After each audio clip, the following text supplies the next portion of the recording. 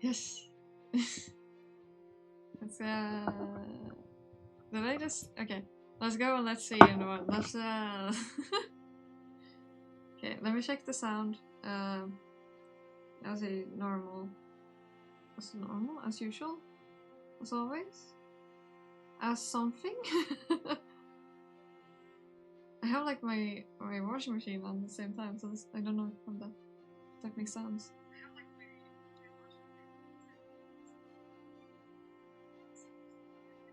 Look at me.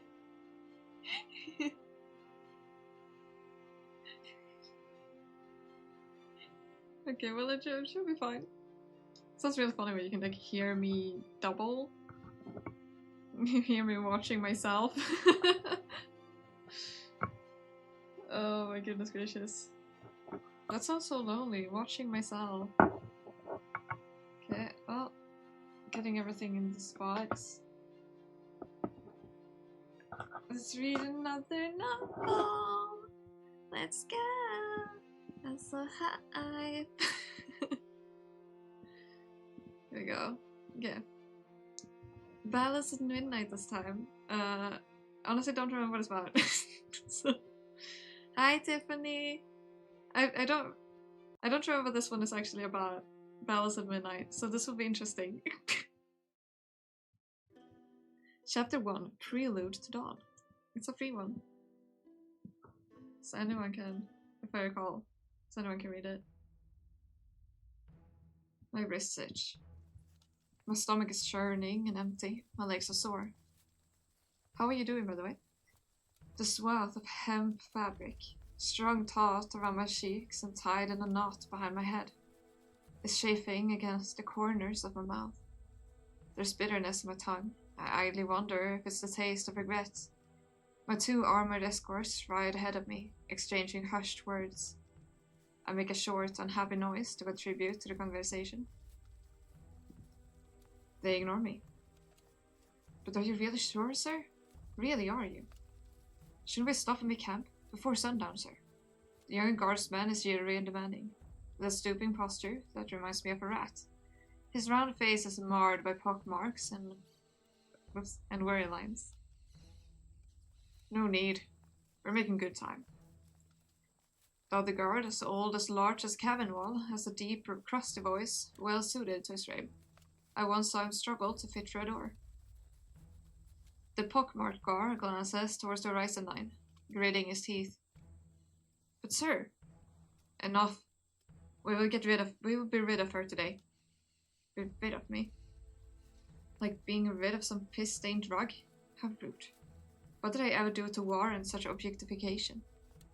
Feeling vexed, I continue to groan and yowl against the hemp between my teeth. Okay, so we're gagged. It's inarticulate and far from the most graceful sound I've ever made, but I make it most increasingly urgent. Noise and more noise. One of them pulls on his horse, dismounting with a dull armored clatter, like a rattled dish cabinet. It's the younger one. Good.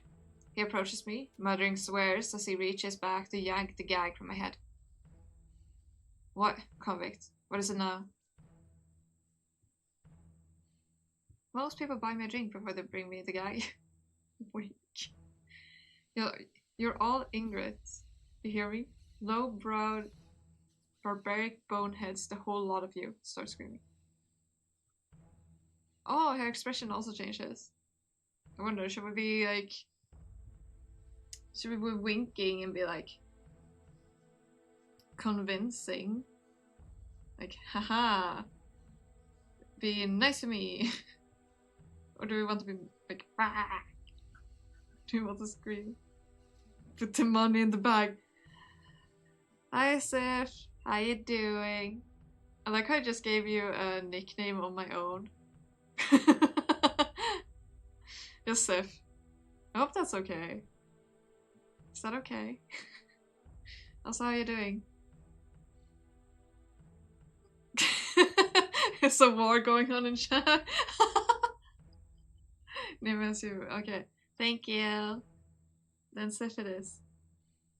Sif it is.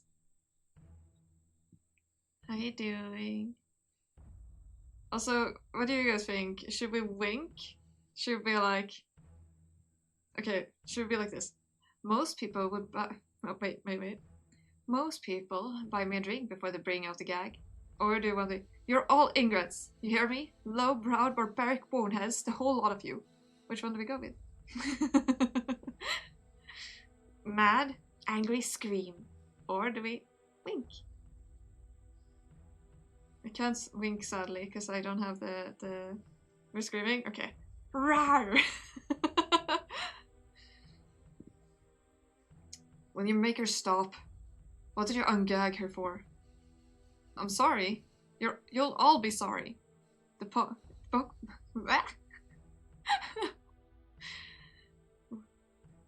The pockmarked guard whirls on me, exasperated. Convict, stop it, you'll attract wolves. My scream dies down only slightly. Gods, you really haven't learned your lesson. What's wrong with you? He almost sounds amazed. If my hands were untied, I'd twirl my wrist and do a curtsy. But because my hands are tied, I decided to get in his face. What's wrong? I wager you know exactly what's going on. I was under the impression we'd moved past ritualistic sacrifice as a civilization, you see? I thought we were better than this. You're not first? My favorite redeem. Yeah, except gotta dehydrate. And who can't love? Sit well, gosh darn it. Yet here you knuckleheads are, dragging me through the woods to feed me to a godforsaken vampire. I stomp on a branch when I get close enough. The ensuing crack obscures the sound as I unsheath the dagger from his belt. Oh yeah, this was romance, wasn't it? I palm it on my sleeve in a quick motion, hoping my ruse goes unnoticed. The guard stumbles away from me. He draws his sword to keep me at bay, snarling. You keep away, you heretic! Don't come near me! I raise my bond? I raise my bound with... Wrists? What's going on with my brain is malfunctioning. I raise my bound wrists in front of my chest, widening my eyes to look appropriately frightened. Yeah, I knew you once again. Do you like the clown one? Everything is so funny. Also, gotta dehydrate. Thank you for the dehydrate.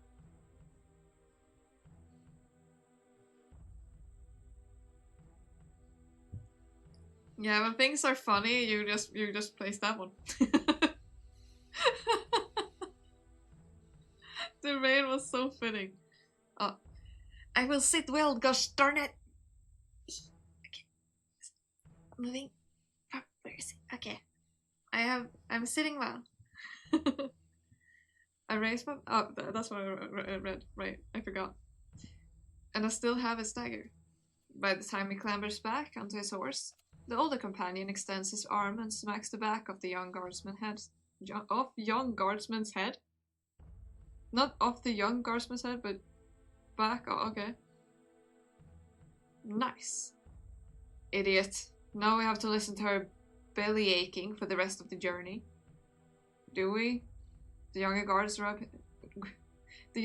rubs his head, sounding defensive.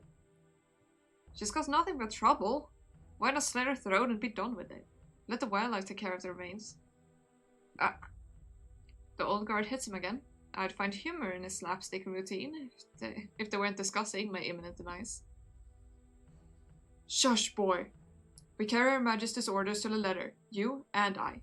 No shortcuts. You know the severity of her laws. Underhanded practice will cost you your damn hands. The pockmarked guard hunches further at the shoulders. His eyes dart around like he wants to argue. But he begrudgingly clamps his mouth shut. I, on the other hand, have a dogged penchant for making my observation known, and am blessed with quick retorts. Or it just costs the fingers if you're lucky. I notice our wise old man here is missing a digit or two. I raise my restrained palms, wiggling my fingers.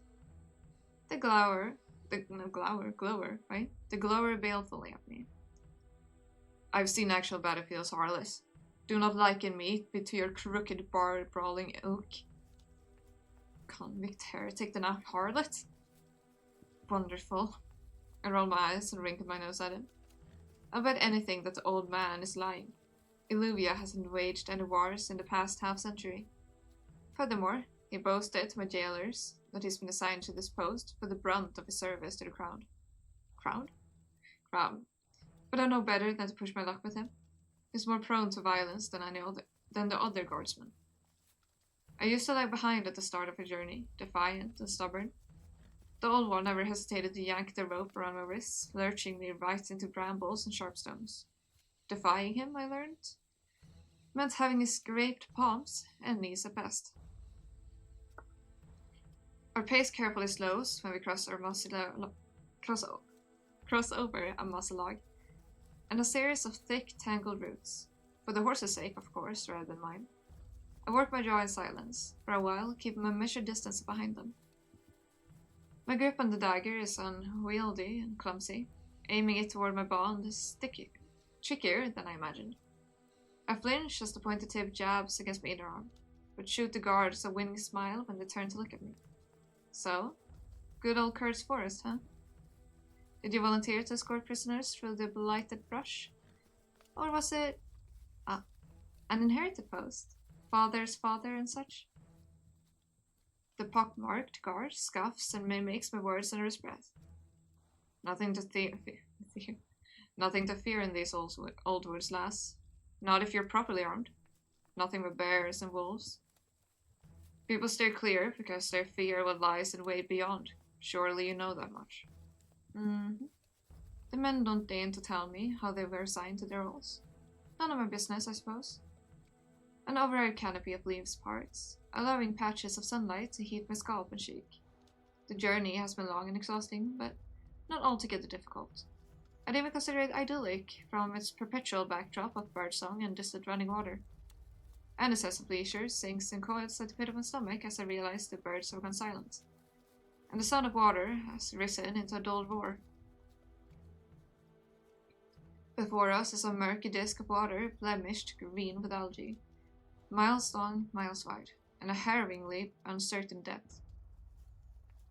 A jagged, ostentatious estate, protruding from the ground like a sword through someone's back, looms across the water's expanse. Not the first decrepit castle I've seen in my travels, but perhaps it may be my last. That's where I'll be staying then. Home sweet home. Shit. I've barely shorn away through a quarter of my restraints. Even if I make a break for it now, they'd run me down on horseback. I tried it before, back when they marched me through the Great Plains. They nearly trampled me into paste. Quiet down, you sorry lass. You may wish to take this time to consider your last words. That's not a bad idea. I could hit you with a real singer before I go. The old guard grunts, mumbling in a bitter prayer. I barely have time to hide the dagger before it dismounts and shoves me with more force than necessary. He lowers me unceremoniously into a ramshackle little boat, leaving the pockmarked guard to deal with me while he tends to the horses. My breath catches when the remaining guard takes the seat opposite me. His gawky movements nearly makes the boat capsize before we even left the shore. The boat cuts through algae like a knife. Over on dry land, the old guardsman takes a heavy seat in the grass as he watches the sun descend. It's a more serene view than he deserves. I take a deep breath and open my mouth to shout.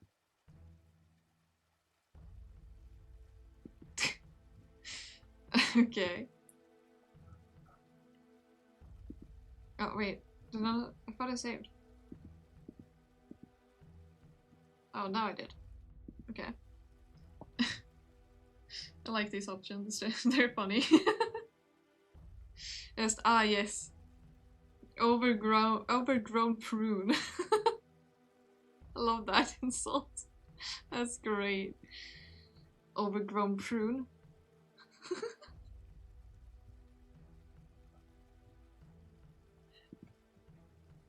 Do you want me to send wait, let me send you. I'll show you.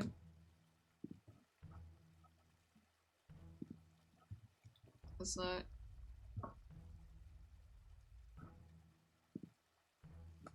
Because either you count these. Wait. Is this the one? No, it's not. It should be this. Because either you count.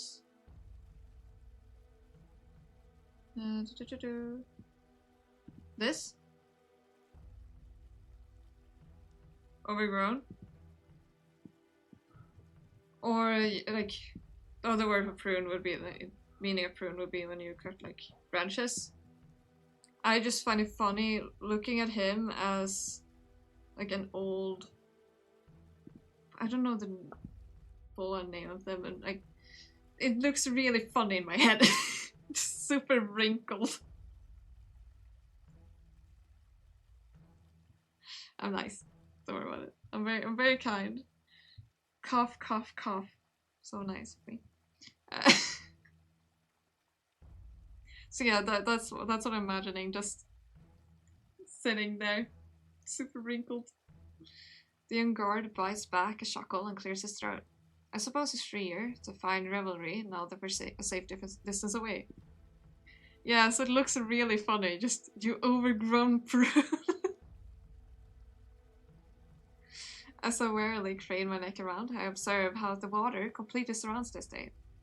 That makes this a moat, but there curiously isn't a drawbridge inside.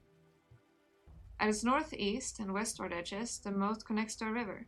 Following one side will likely lead one straight through the Ruby-Fium Ocean. It's quite lovely, really, to be surrounded by such a wealth of natural water. Shame I never learned how to swim. I don't suppose I can persuade you to ferry me over yonder, all the way around the estate, on the other side of the shore. The guard elects not to reply. He won't even look at me now. Aside from the oars carving through the water, the remaining boat ride is hushed and nerve-wracking. I sit up straight and stock still, trying to keep my weight centered despite the stinging insects nipping at my neck and ankles. The sun turns red as it dips closer to the horizon. It takes half an hour to reach the other side, if not longer. Beyond the lip of the water is a carved ledge, with a pit of trenches surrounding the estate's perimeter. The guard wastes no time forcing me upright and pushing me off to the side. I fall into a roll, barely cushioned by the impact of grass and mud. I aim myself back up with effort, ready to yell the insult boiling at the tip of my tongue. To my surprise, the young guard is still up there, lingering at the edge. Miss me already? Hesitating doesn't make you better than him. Miss me already.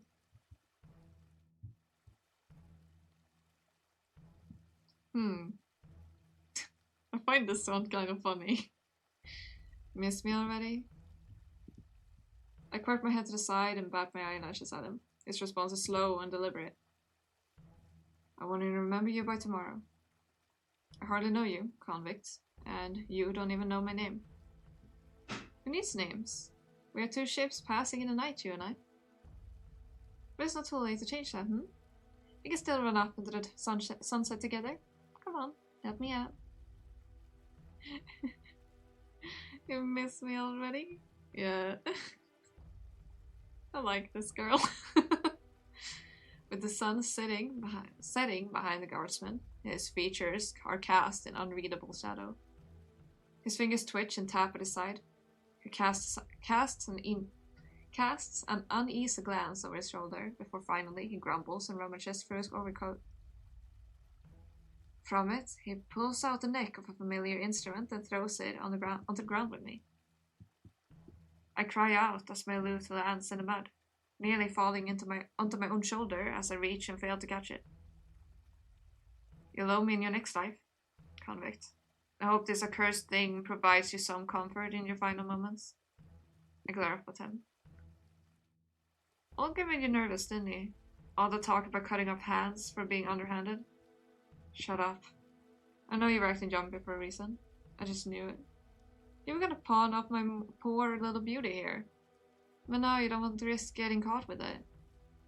Harlot. He spits at me before he hurries away. I listen for the sound of the boat sloshing into water, and then the creak of oars shortly thereafter.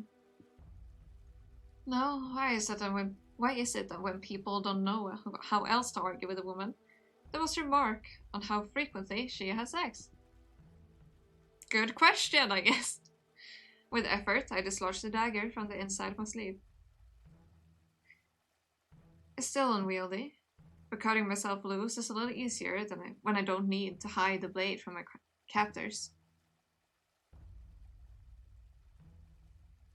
I pick up my lure. Like my brain read that right, but I just went to lure.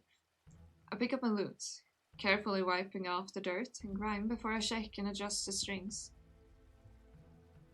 Is it illegal to play music or something?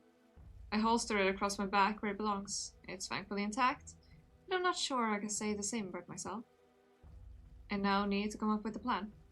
I need to explore and get familiar with my surroundings, seek out a hiding spot while there's still daylight. But my entire body is aching. I won't get far if I push myself to move now. I check the inside of my clothes for the last of my possessions, kept safe and hidden under the lining. I've never been more grateful to have learned invisible stitching. A handful of coins and my songwriting journal are all I have left. I had hidden a number of small plates on my person, but I was too reckless in my previous escape attempt. I kept getting caught, and they confiscated all my knives. This guardsman's dagger isn't too shabby, at least. I'll tuck the blade into my belt, careful not to poke myself. I'll be ready to use it when it's dark. The ledge I fell from casts a long shadow. I edge away from it into the remaining light, and I concentrate on taking deep, rejuvenating breaths. This creature of the night, I've heard it can change its very shape. If it pursues me in the form of some animal, I doubt I can outrun it for long. It's wisest to save my strength, so I can battle whatever form it takes. After all, I'm determined not to go down easily. Chapter 2. Rhapsodic Introductions. I think that's how it's pronounced. Rhapsodic. Dusk falls. I don't know how many chapters there are in this. There's barely a sliver of apricot orange glowing across the horizon, which means my shelter of light dims and shrinks by the minute. Oops. I shiver as the evening cold burrows under my clothes, and I sense the vampire just moments before I hear it speak. Well, another gift from the crown. Oh, I don't have to read his lines. The creature's airy, serpentine voice moves around me as it prowls beyond the perimeter of remaining light. It's watching me, circling me like a vulture. This woman is hardcore. Yeah, she is. Grievous crimes you must have committed to be sent all the way here. I draw my dagger, pointing it at the source. Assessing your dinner, beast? Your mother should have taught you not to play with your food. I guess I don't have to read that. The voice lapses into a contemplative hum. Contemplative? I mean, my heart hammers against my ribs as I lose track of the vampire in the silence. That reminds me of the meme. Oh no, he's hot. Oh no, he's hot. I twist around, catching sight of its eyes reflected in the moonlight right when it lunges. Oh. The vampire snatches me by the wrist. The skin on its dark, clawed hand bubbles under the waning sunlight before it wrenches me into the shadows. Exactly that. My dagger clatters to the ground. They're talkative. I usually like it when they're talkative. What? But yours is an insolent nature. No doubt you've ended up here by disrespecting some local authority. How did you guess? It honestly seems like it. Or playing instruments, it feels like that's probably it. The vampire hoists my arm above our heads, positioning us face to face as he regards me. I scrutinize him in turn. He bears similarities to a human man, but I still glance upward, observing his already healed hand with dismay. You smell of chain rust, fresh soil, dried blood, and incense. Yeah, I'm a big hit with nuns and orphans. What am I doing? This isn't the time about banter. I struggle in his grasp. He steps forward and we remain blanketed under the gloom of darkness. There's a small clatter underfoot, and as he drives his boot on my dagger, kicks it upright, and then snatches the blade out of the air in a fluid motion. He twirls the dagger between strong fingers, appraising it. Most unusual. Few of my guests manage to smuggle a means to escape their bonds. Hi Modi, how you doing? I'm so just a bit tired, but other than that, I think I'm okay. If I had to wager, you must be a talented cut purse, which wouldn't be the worst offense, all things considered. You cut purse? Does he mean like pickpocket? Stop manhandling me! Voice acting 101. Well, 10 out of 10. With a free hand, open palm, I smack him hard across the face and yank my captive hand free. He flinches at the blow, looking more astonished than anything. I don't stay long enough to watch how he reacts next. I didn't even realize there was gonna be like any voice acting in this. I run. My lungs are heavy in my chest and my body screaming at me to catch my breath. But I can't stop now. There's nothing I can use in the courtyard. My only choice is to head into the estate and hope to find a means of escape. There's got to be a ladder, or something I can use to scale that damn ledge. I hope, by the way, that this is not like a sad story, because I don't want to cry again. I cried enough yesterday. Then I just need to find something buoyant, like a wood panel, or a door or something. I run down dizzying identical hallways, down several cavernous rooms, displacing dining chairs and overturning saloon end tables in my wake. But there's nothing I can use to escape, nothing I can narrow down in my panic. All the while, the vampire follows me with an even stride. He rubs his cheek with narrowed eyes. Will you slow down? This is terribly tedious. No. He hasn't changed his shape, but I know how quickly he can pounce if I let him near. I can't let him get close. Yeah, I have no idea. I have no idea what I'm in for. I recall though that there was, because I think I checked the tags earlier, and there was romance, I think. So I'm guessing there's romance between these two. I don't know. I topple a nearby cabinet, sending it careening onto the floor between us. The vampire makes a small, offended noise amid the sound of crashing glass. Before he can react further, I seize a standing vase and hold it aloft, ready to throw. Stop it. Calm down. Hi, amigo. How you doing? You doing well? I pivot my grasp onto the lip of the vase, bending my arms menacingly. Water and flowers slosh onto the floor. You dare to tell me to calm down? Really? Really now? How you doing? There's an audibly muffled sigh when the vampire steeples his hands in front of his nose. I despise the chase. Look at this blasted mess. You realize no one else lives here? After you're gone, who do you think has to clean up the remains of your rampage? I'm sorry. Are you criticizing the way I'm fighting for my life? Seems so. You must understand, mortal. Despite what the good people of Illuvia will have you believe, I have no bestial compulsion to take your life, alright? Though I'll admit you have sorely tempted me with the prospect of your demise, there is a civilized alternative worth considering. Okay. A civilized alternative to becoming a withered, bloodless corpse decorating his hallway? I keep the vase aloft, halfway between willful rebellion and uncertain curiosity. Listening. That is all I ask. First of all, this here. Yeah, I do believe him, but at the same time, the fact that he sounds convincing just makes me feel it's not like that it's a lie, it's a trick. But it probably isn't. He dangles the dagger from between his two fingers. as if it's a dirty sock he found in my chambers. As a show of good faith, I will return to you this nasty little thing. In exchange, you will not stab me with it. Its blade is neither sharp nor long enough to kill me, but it will deeply annoy me. If I am deeply annoyed, I will be forced to rescind my good faith and tear you to shreds. Sounds fair. Understood? I furrow my brows, but I nod. It makes sense. If I actually want to incapacitate him, I'd at least need a larger weapon. I'd yet to hear any myths where vampires are notoriously weak to standard cavalry daggers. Good girl. Here. Yeah, he doesn't. Plus, he wouldn't give us the dagger back just like that, I don't think. He tosses the dagger over to me. It slides along the floor until I stop it with the heel of my boot.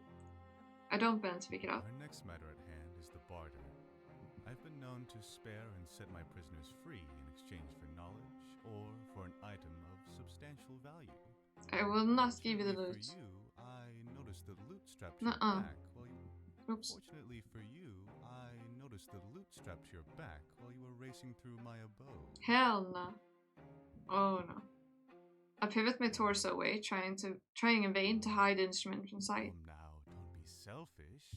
Give it to me and you will have your freedom. Over my dead body. Your life will be yours again. Keep away from Illuvia and lay low for several years, and the crown will be none the wiser. I can't. What? I've cared for it ever since I was a little girl. How can I possibly give it up now? I can't give it to you. No. I nearly lost it once already. Nothing is stopping you from purchasing a new one once you have your freedom. Certainly you'll have to save up for a while. I recognize the value of an average instrument, let alone how much an artisan lute must cost now after centuries of inflation.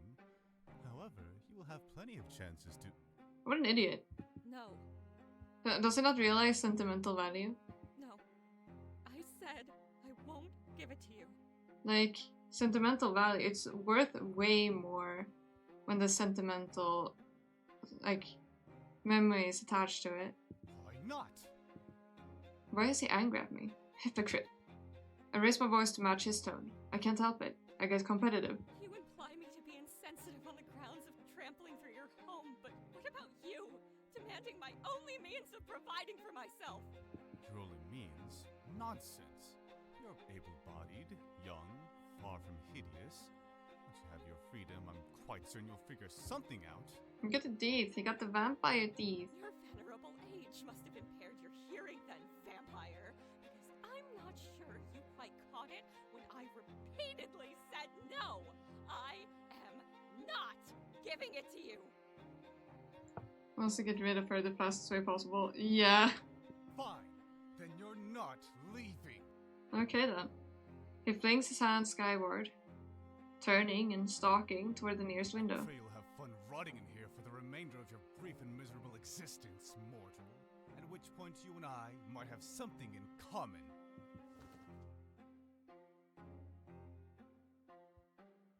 He erupts into a vicious flurry of black mist. Once the smoke clears, I see the flapping outline of a bat soaring out of the window and into the night. I groan between gritted teeth, jostling the stupid vase that I'm still holding over my head. As tempted as it is to smash it, I set it down.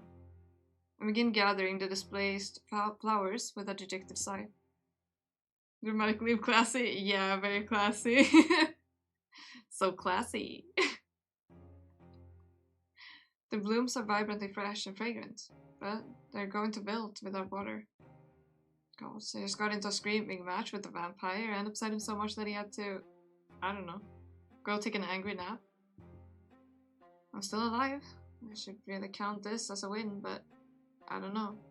My chest is tight with apprehension. I wasn't supposed to annoy him. He said he'd rip me to shreds if I annoyed him. Damn it, god damn it, what have I done? I should have offered the barter or something else. I doubt he'd be interested in the few coins I have, and I can't bear to part with my music. But he did mention an option to trade knowledge. Even if he's had centuries to experience the world around us, Surely there's an obscure nugget of wisdom I can impart. After all, I like to think that everyone I meet teaches me something new. I'll have some leverage if I can figure out what he already knows. And if I can't, then I can find something else to protect myself. The dagger will be of little use aside from cutting rope. Chapter 3. Stray Dog Serenade.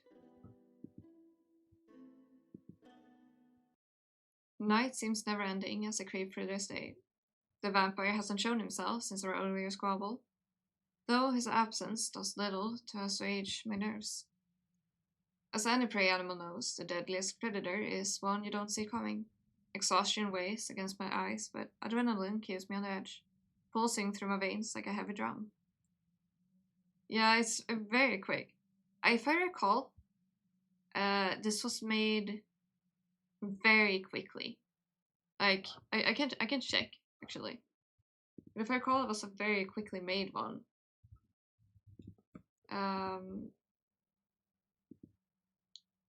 See here. Around 3 to 4 hours per playthrough. This visual novel was created in 1 month. So they did all this in a month. They're skilled. Exhaustion weighs against my eyes, but adrenaline keeps me on edge, pulsing through my veins like a heavy drum. Yeah, it is. The slightest shift of wind-blown curtains makes me jump. I keep expecting those moonlit eyes to be watching when I turn. But the shadows are always barren, devoid of vampires. Does it truly mean to sulk for the remainder of the night? I suppose I should count my blessings while I can. As I explore, I notice how each successive chamber is spotless and immaculately tidy, aside from the furniture I disturbed, which I take the time to straighten. I uncover an abundance of books crowding the shelves and various surfaces. They contain an array of technical topics, including geography, astronomy, invocation, and mathematics. They're all dog-eared and full of notes. Don't tell me he's read every book in this state. I can't panic yet. I can still narrow this down. Assuming it takes the time to clean his most frequent spaces, I ought to pay attention to what is and isn't covered in dust.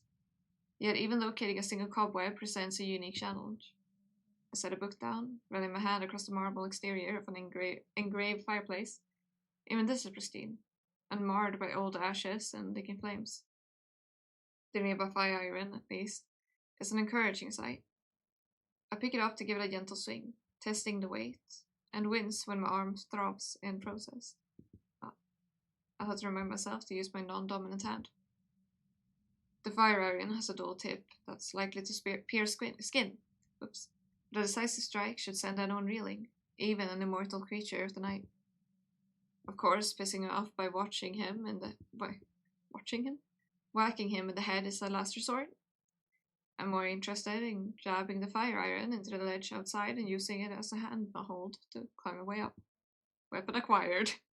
Weapon get. Press E to equip weapon. The idea may sound absurd, but it could work. I won't know until I try. Although, even if I successfully scale the ledge, I'd still have to defeat the moat somehow. My gaze wanders across the chamber. If someone is wealthy enough to build a castle, they usually enjoy surrounding themselves with larger-than-life portraits. One would think that I'd have found a big enough painting to pry off the wall and ride across the moat by now, but the decor is tragically modest. Press left button, that's what it's swing weapon. Hell yeah. Quick, use your potion. Press 1. As I move to lower my arms, a golden glint reflects off the dark metal on the fire iron. I pivot my shoulders with cautious hope. There, thin rays of dawn light gleam through the drawn curtains. My body practically moves on its own. I march to the window and wrench the curtains open. Morning daylight fills the chamber. I've never been happier to see the sun peeking over the mountains like an old friend. Though, the moment the curtains shift, a small beige shape moves with it across the floor. A rat? I hate rats. I've always been scared of them. I've had a rat, they're so cute. When I hop away from the shape, I observe how it doesn't continue to move. I bend to inspect it, using the fire iron for support. It's just a furled up scrap of parchment, brown and frail with age. Yet it's an unusual sight, considering how free of dirt and clutter the rest of the room is. But you look at that, he's finally missed a spot. I suppose the vampire doesn't enjoy cleaning under the curtains. Does the sun sneak up on him unawares? I turn the paper over, noting the smudge of charcoal. What? Smudge of charcoal rubbing off on my thumb. Part of a larger drawing? Maybe even one of those enormous portraits I'm sorely missing. I'm sure it's worthless, but no harm holding on to it. Perhaps the vampire will appreciate my help in tidying up. I try and fail to hold back a yawn that makes my entire body shudder. The bloom of sunlight fixed in the sky, though refreshing to see, also serves as a reminder of how much time has passed, of how little sleep I've gotten. Speaking of sleep, so tired. There won't be a better time to get some rest. I look about the chamber one final time. To be surrounded by various furnishing is a mystifying sort of torture. Yeah, he will no doubt get so upset. Like, that paper was there for a reason, and we're about to piss him off so bad. He's gonna be like, where did you find that? Like, all mad. Despite all those nights of sleeping on the ground who left me yearning for the comfort of a cushion, I know I can't sleep here. The vampire needs only to close the curtains and accost me in my sleep. Back outside I go. The days are long this time of year. I'll have plenty of time to try climbing the ledge when I wake. I grab a decorative pillow from the sofa. It's not much, but it will make my cobblestone bed a little more bearable. I retrace my steps through the estate and practically collapse into the first ring of sunlight I find. I awake from a dreamless, restless slumber into the cold evening. Sitting up with a jolt, I scan the sky with mounting dismay. Sundown again already. How could I have slept for so long? The clenching ache in my bones and blossoming bruises on my skin reveal the answer of my unspoken question. My stamina is spent. I won't be able to run the way I did yesterday. No, damn it. It feels like the very shadows are reaching for me, streaking across the ground like long claws. Speaking of claws, from the shade nearby, the vampire looks down at me with flat displeasure. My fingers curl instinctively around the fire iron. You're still here, on the ground no less. Where else would I be? Why, I figured you would have climbed onto the roof, run some mental calculus to determine the best angle of approach, and then leapt into the moat to swim to freedom. A beat passes as I stare at him. Yeah, that would be very practical, but anyone who tries it would surely splatter against the rocky ledge below. Perhaps. And even if they made it to the water, they would discover the alligators in the moat. Alligators? Really? No. What the hell? I think I liked you more when you were menacing me about what crimes I'd committed. She dislikes the taste of her own medicine? Shocking. He folds his arms behind his back as he paces around me. I'm very aware that he can grab and drag me into the shadows if so desired. But he's choosing not to. Okay, made for each other to sass. Yeah, they're so sassy, aren't they? We have a sassy couple right here. Imagine talking like this to each other every single day, just being sassy as hell the whole time. You never did tell me what you did to get sent here. You're right, I didn't. We stare at each other now, sharing an ugly pause. But I apologize for my behavior last night, and for making a mess. Truly? It looks as though he's expecting a punchline. Yeah, truly. I don't know what it's like to be owned an estate, but I'm sure it's dreadful having someone run through it. Indeed. Oh no, we're about to screw this up by showing him the picture, aren't we? Because I can see he's like, I mean, this like weird, like, you know, kind of smile. We're about to make him so pissed, aren't we? Gotta dehydrate. Thank you for the dehydrate.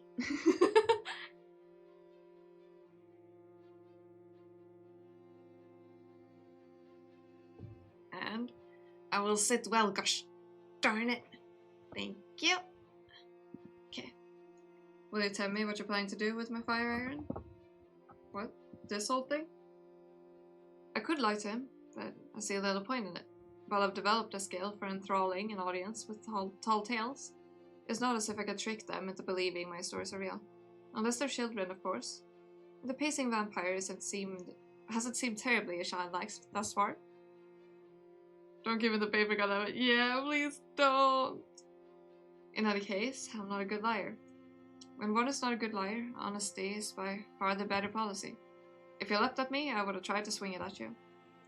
But I also thought I could use it as a handhold to get over the ledge.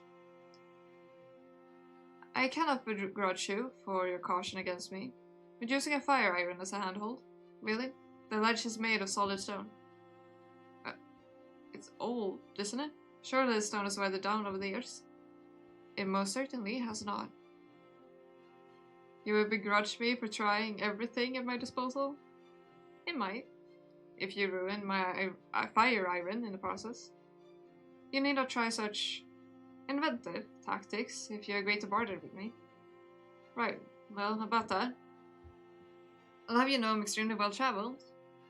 How informed are you about recent history and new discoveries throughout the world? What makes you think I would be interested in such a thing? You mentioned you were open to trading knowledge. I remember it like it was just yesterday. She says when it was yesterday. Every 2 years I receive a new guest at my estate. Each guest has some capacity to tell me news of the outside world. I have previously offered their freedom in exchange. But hearing news of the outside world loses its appeal when one is not welcomed to participate in it. But some men and women have nothing else to give. Surely you would not deprive this opportunity from a future guest, when you have more to offer than this. My hood feels heavy against my back. What else can I offer that amounts to the price of my freedom? Please, I can't give it to you. He scoffs at me. Just when I thought you were seeing sense. But I may yet be as amenable as you have been to me. Last night, I hadn't fully understood that you play music as your primary profession. Not at first. Marisa's slew of guests have been cutthroats and highwaymen. I forget that I've also housed scientists and artists. I presume you must be good at your craft, as such you need your loot more than I do. The sudden unexpected empathy leaves me speechless. He takes my silence as permission to continue. I have to also admit, it has been a very long time since someone has told me no. It irritated me to hear, but it is within your right to say. Forgive me for making it seem otherwise. As if our cordial conversation hasn't been astonishing enough, the vampire inclines his head toward me. Oh, Tiffany, do you see the bot? Do you see the bot? Let's go! You have become a bot destroyer! Let's go! Let's go! Nice. Let's go. Thank you for the help. Let's see. You're forgiven, but wouldn't everyone have fought you to the bitter end? I imagine there must have been several old no's sprinkled in there. He chuckles wryly. I'm probably bound and restrained. One's capacity to fight to the bitter end is quite limited. You saw and you shot it. Let's go! Thank you. Thank you for protecting the chat. I expect this lends itself to making my guests more amenable to negotiation and to giving me anything I should desire. Oh, he really wasn't expecting me to break free of my bonds. Enough of this matter. I propose we approach this from a new angle. What do you want, mortal? If freedom has no stronger appeal for you, perhaps you'll be more interested in power, in immortality. I don't miss the Saturnine way he says that last word. No, I'm fairly sure I do want freedom. I can't imagine what price I'd have to pay for the other two. My stomach growls. But I could do with some food. Food. Food. Even if I get out of here, the nearest village is miles away. I won't get far on an empty stomach. You would ask a vampire to feed you. A marvelous modest start to our negotiative relationship. Your empty stomach shall be filled. I should have a surplus of blood lying around somewhere. Lying around or something. Yes, surplus of blood. I'm joking. I'm not so old that I've forgotten what mortals eat. Come with me. He begins to lead the way. I struggle to my feet, but have enough difficulty steadying myself. And he pauses and turns to observe me. Yeah, please no. I end up using the fire iron to help me maintain my balance, like a metal walking stick. You look pitiful. I'm sure.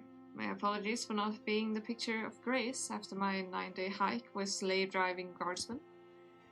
Now, where exactly do you plan on taking me?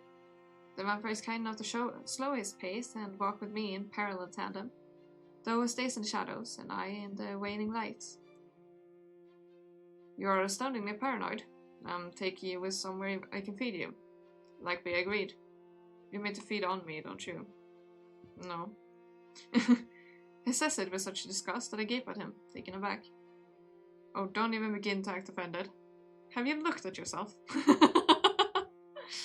Did you look at yourself? You look disgusting. Ugh. No way I'm eating that.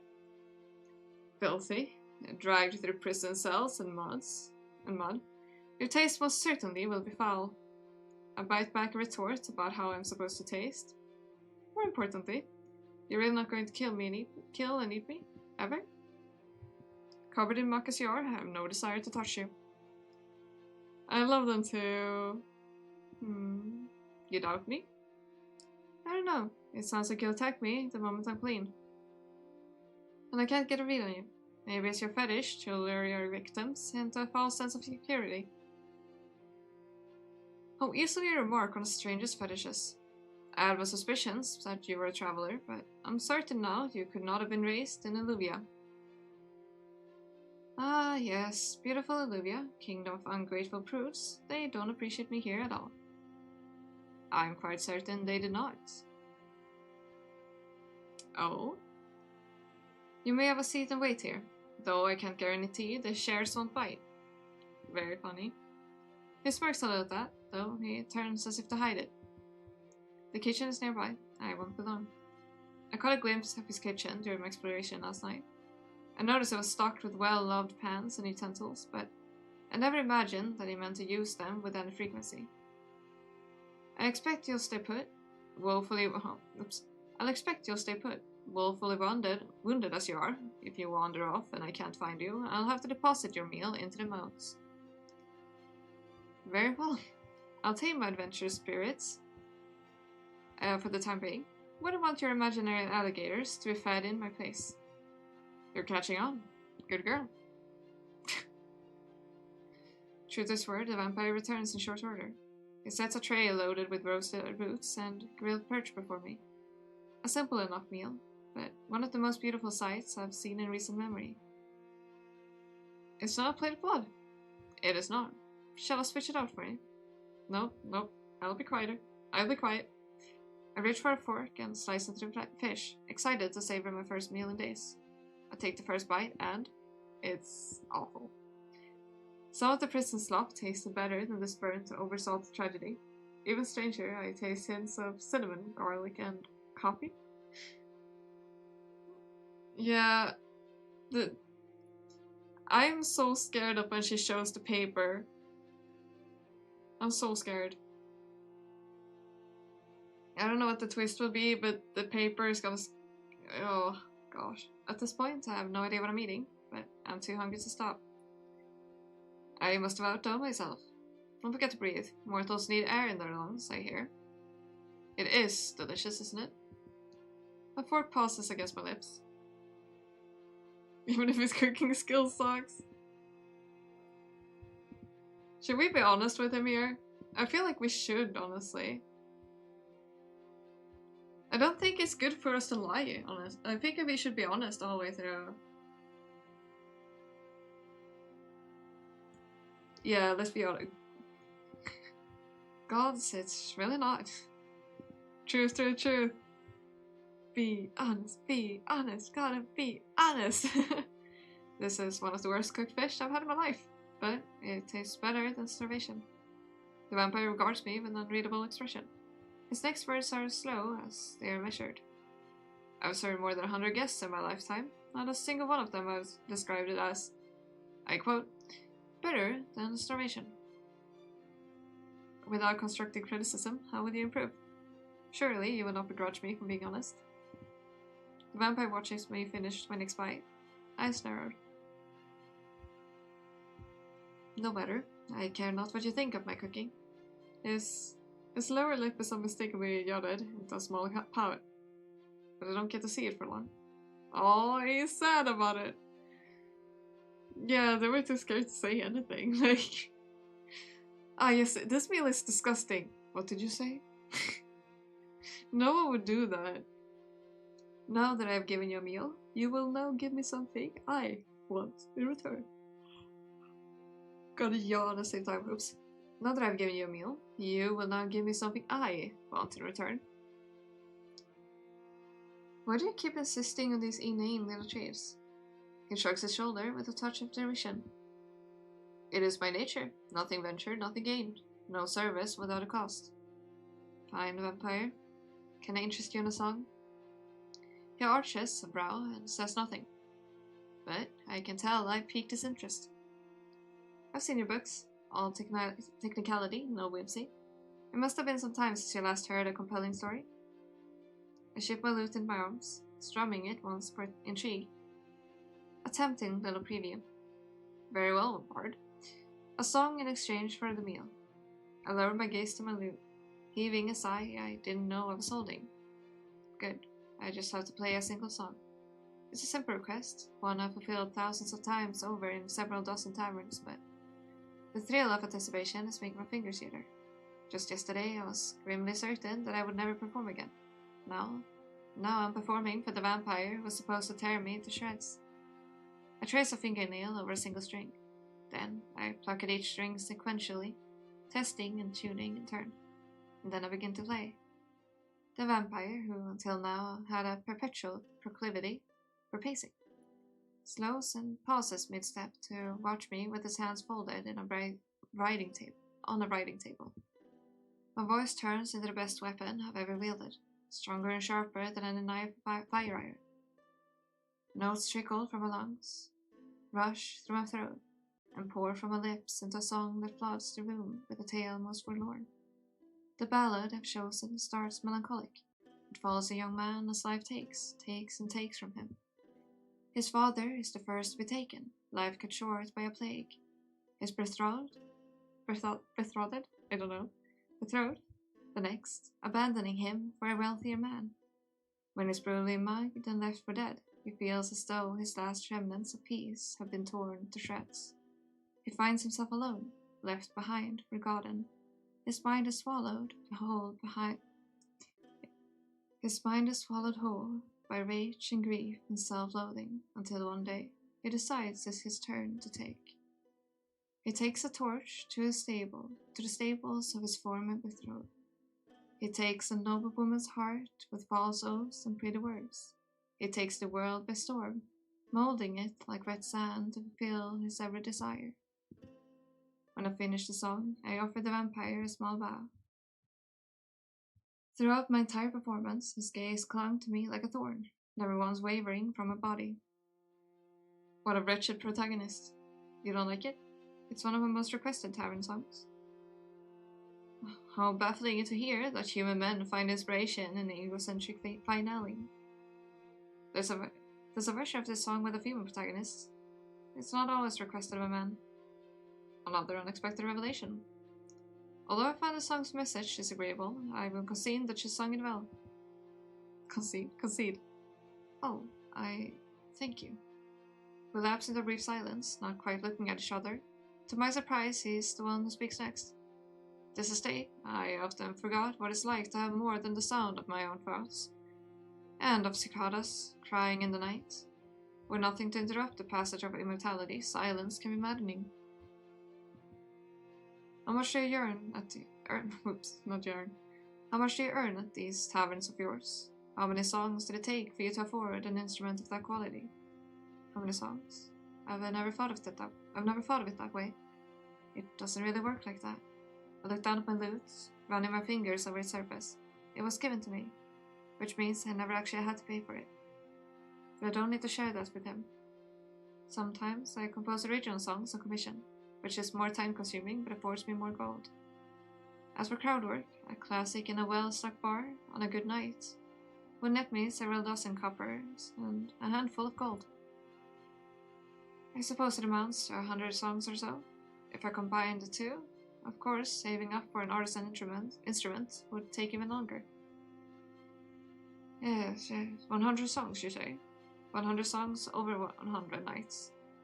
And I will ensure you have food, hygiene, and eventual safe passage from the state. Oh, oops. Hygiene? But I'm clean.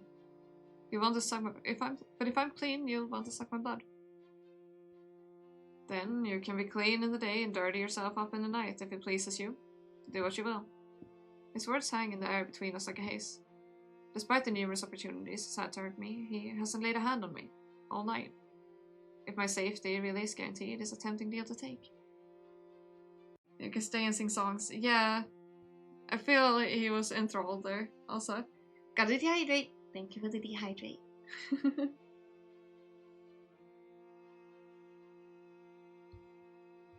You're too slow typing. We'll pretend you said it before he did. I knew what you meant, alright. I knew you meant it before he... I mean... I kind of figured. Alright, in 20 minutes I'll have to leave for a little bit. Wait. 24 minutes, actually. Is it? Yeah, 24 minutes I will have to leave, approximately. For 20 minutes, and then I'll be back. Also, gotta sit well, gosh darn it. Thank you. Okay, I'm sitting well. Despite the, besides, it's not like I have many other options. Just some songs and you'll let me go? You wanna try to steal my loot while I sleep? You take me for a common thief? How dare you? Such an appalling accusation when you can clearly see I've had all my fingers. The vampire is sad for me to see. The familiarity of the gesture is uncanny. It seemed to me that a powerful vampire like you can recover from serious wounds in an instant. You could once have been amputated by the elbow for all we know. Speak of vampires, I seem to recall a legend that suggests your kind can't cross running water. Which means you can't leave the state either, can you? I'm curious to know what crime you committed to be sent here. Enough. I await your songs tomorrow. Wait, I await your song tomorrow. It stands to leave.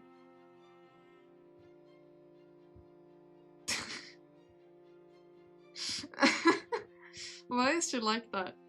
Good night, sweet prince. Don't let the bedbugs bite. I hope you see me in your nightmares. This is funny. Good night, sweet prince. Don't let the bedbugs bite.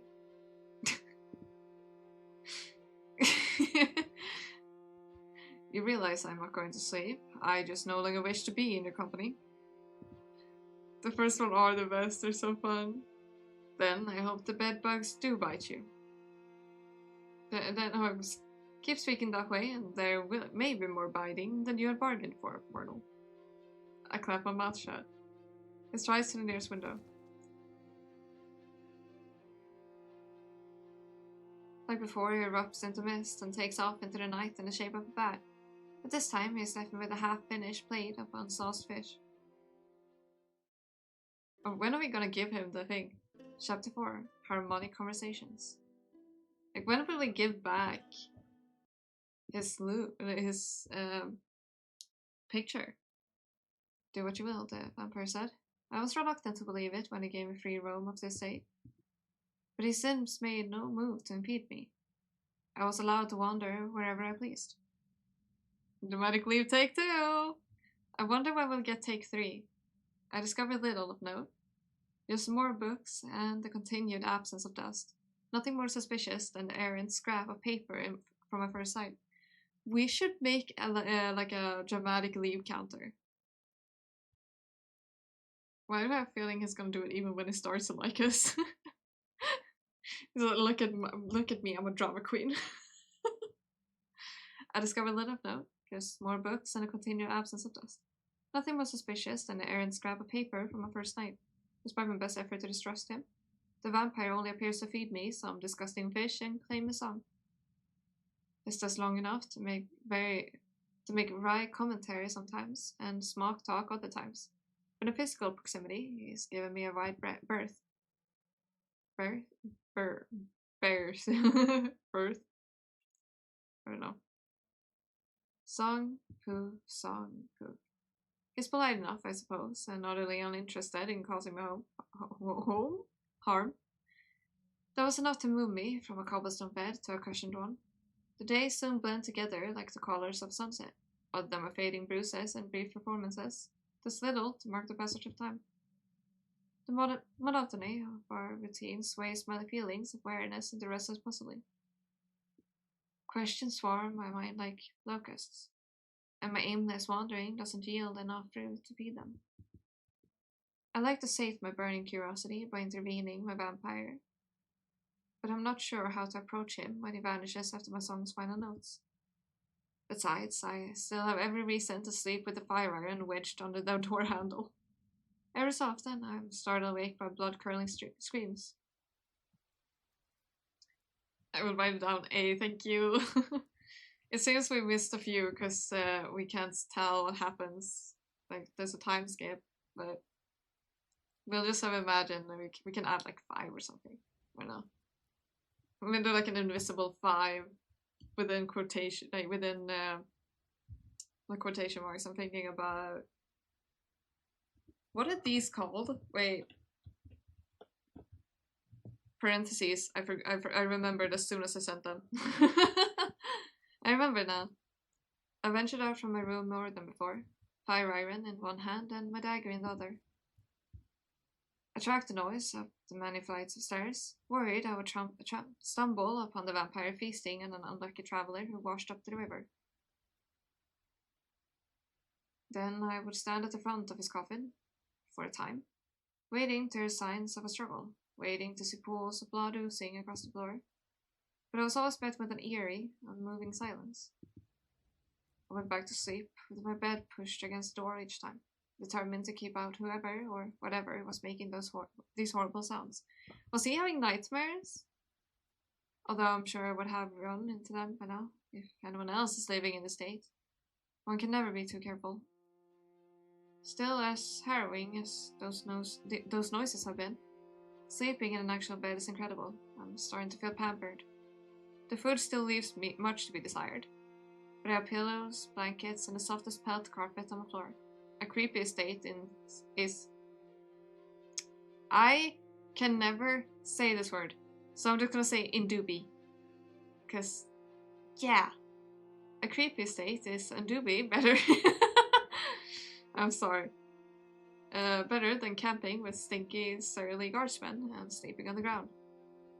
It's a hassle to shove my bed to and from the door, but I think it's a small price to pay. I always fail on that word like 20 times. I gave up eventually.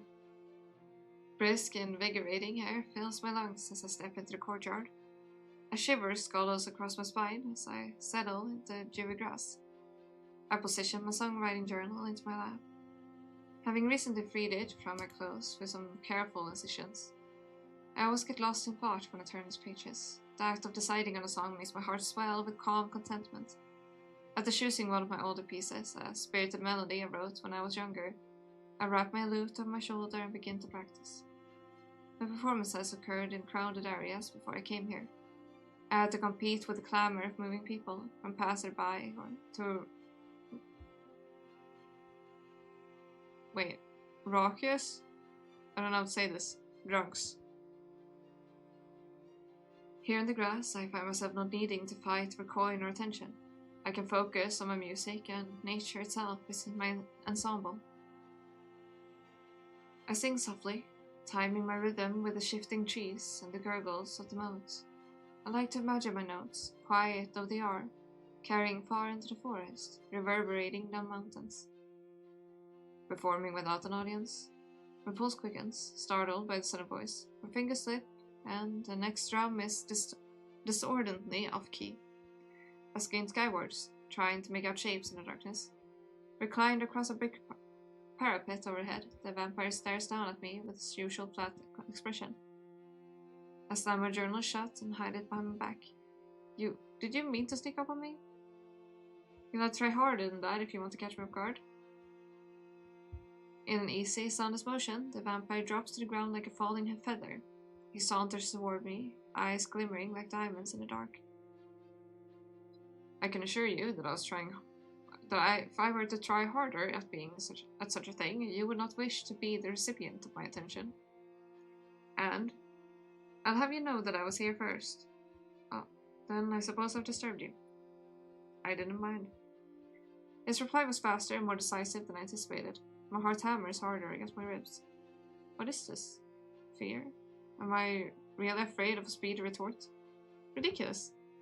In a vain attempt to hide weakness, I hover my hand over my chest. No, I suppose you wouldn't mind a free ballad. Shouldn't you be hibernating in the rafters this time of night? I don't normally perform for another hour or two. Not tonight. He gestures to the night sky. Is it a full moon? The moon above us looks swollen, rounder and larger than I remember ever seeing it. Even so, is a mere full moon really so impressive? I part my lips to express my thoughts when a warm shadow inches across the moon's surface, spreading from its left side like a cocoon around a caterpillar. Soon the moon is as red as the sunset, a glowing rose of marble anchored in the night sky. Blood moon. A blood moon? A total lunar eclipse is the technical term, although you may call it what you like.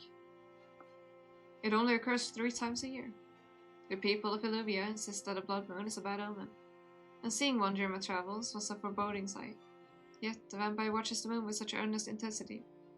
I fear his admiration for it is contagious. It's beautiful. What does it mean to you? Are you more powerful by the less? The vampire barks out a small, surprised laugh, and his eyes cut away from stargazing to glance at me. No, not at all. I simply... He folds his arms behind his back. I enjoy the view. The parapet is the best spot to observe the heavenly bodies in the sky. The sound is a close second. Oh. The vampire tilts his head, watching me with an expression I've never seen him wear before. Confused guilt. What? What is it? My hand twitches, ready to seize the dagger at my belt. I have been referring to you as Bard and Mortal all this time. I don't believe I ever asked for your name.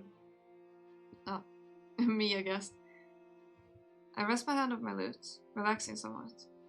You're right, we yelled at each other in the hall and never introduced ourselves. You can call me...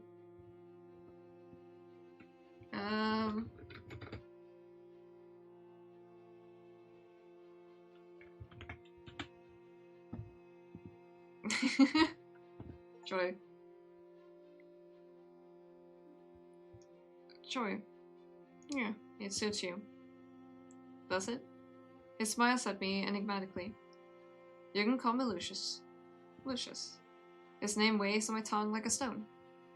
I never imagined myself learning it. With how often he's alluded to his immortality, it slipped my mind that he must have been a human man at once. He must have been a human man once. It's a humbling thought. I like how I immediately went for joy. Moreover, this is the longest amount of time we've spent without distraction, music, or bartering. He's even feeling affable enough to learn my name. I should try asking him questions. I may not get a better chance than this. Lucius, if I ask you some questions, will you insist on making a barter? The vampire doesn't respond for a while. It depends on the question. What did I say for the response to me? Why not? I already forgot. I suppose that's fair. How about this? You don't have to answer the question if you don't want to. I can move on to the next one, and we'll talk for as long as you're willing to entertain me. Dramatic name for a dramatic vampire. It is. My brain immediately went for, oh, named after the devil. Why not pick Joy as a name? No, I just find it funny that how quick I was to decide for Joy. It's the name I went by before, so my brain instantly just went for it. It's one of the names I've gone by before, at least. How about this? Oops. Now I'm the one entertaining you, and at a generous cost of nothing. What an amusing turn of events. I'm surprised you're so eager to talk to me. I believe you said something about the maddening silence of eternity. I began to understand what you meant. I see. Ask your questions then, Joy. I will not ask for you to trade your possessions, but I may like to quell my own curiosity in exchange. He agreed. I wet my lips with anticipation. There's sometimes this noise. It sounds like screaming. That doesn't sound much like a question. I'll rephrase. What? The source of the noise will not hurt you.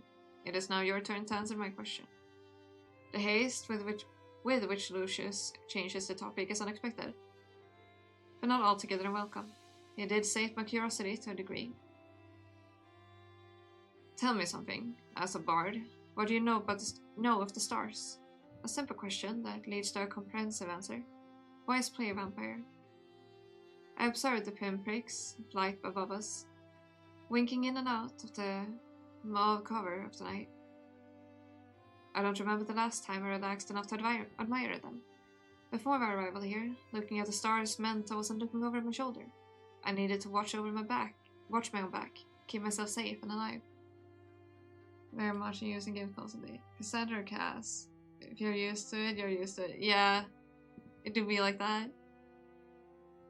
I'm glad I don't get, like, if I name a character Luna now, like I did last time with the last novel, I realized immediately, yeah, this was a mistake because I, like, messed with my brain.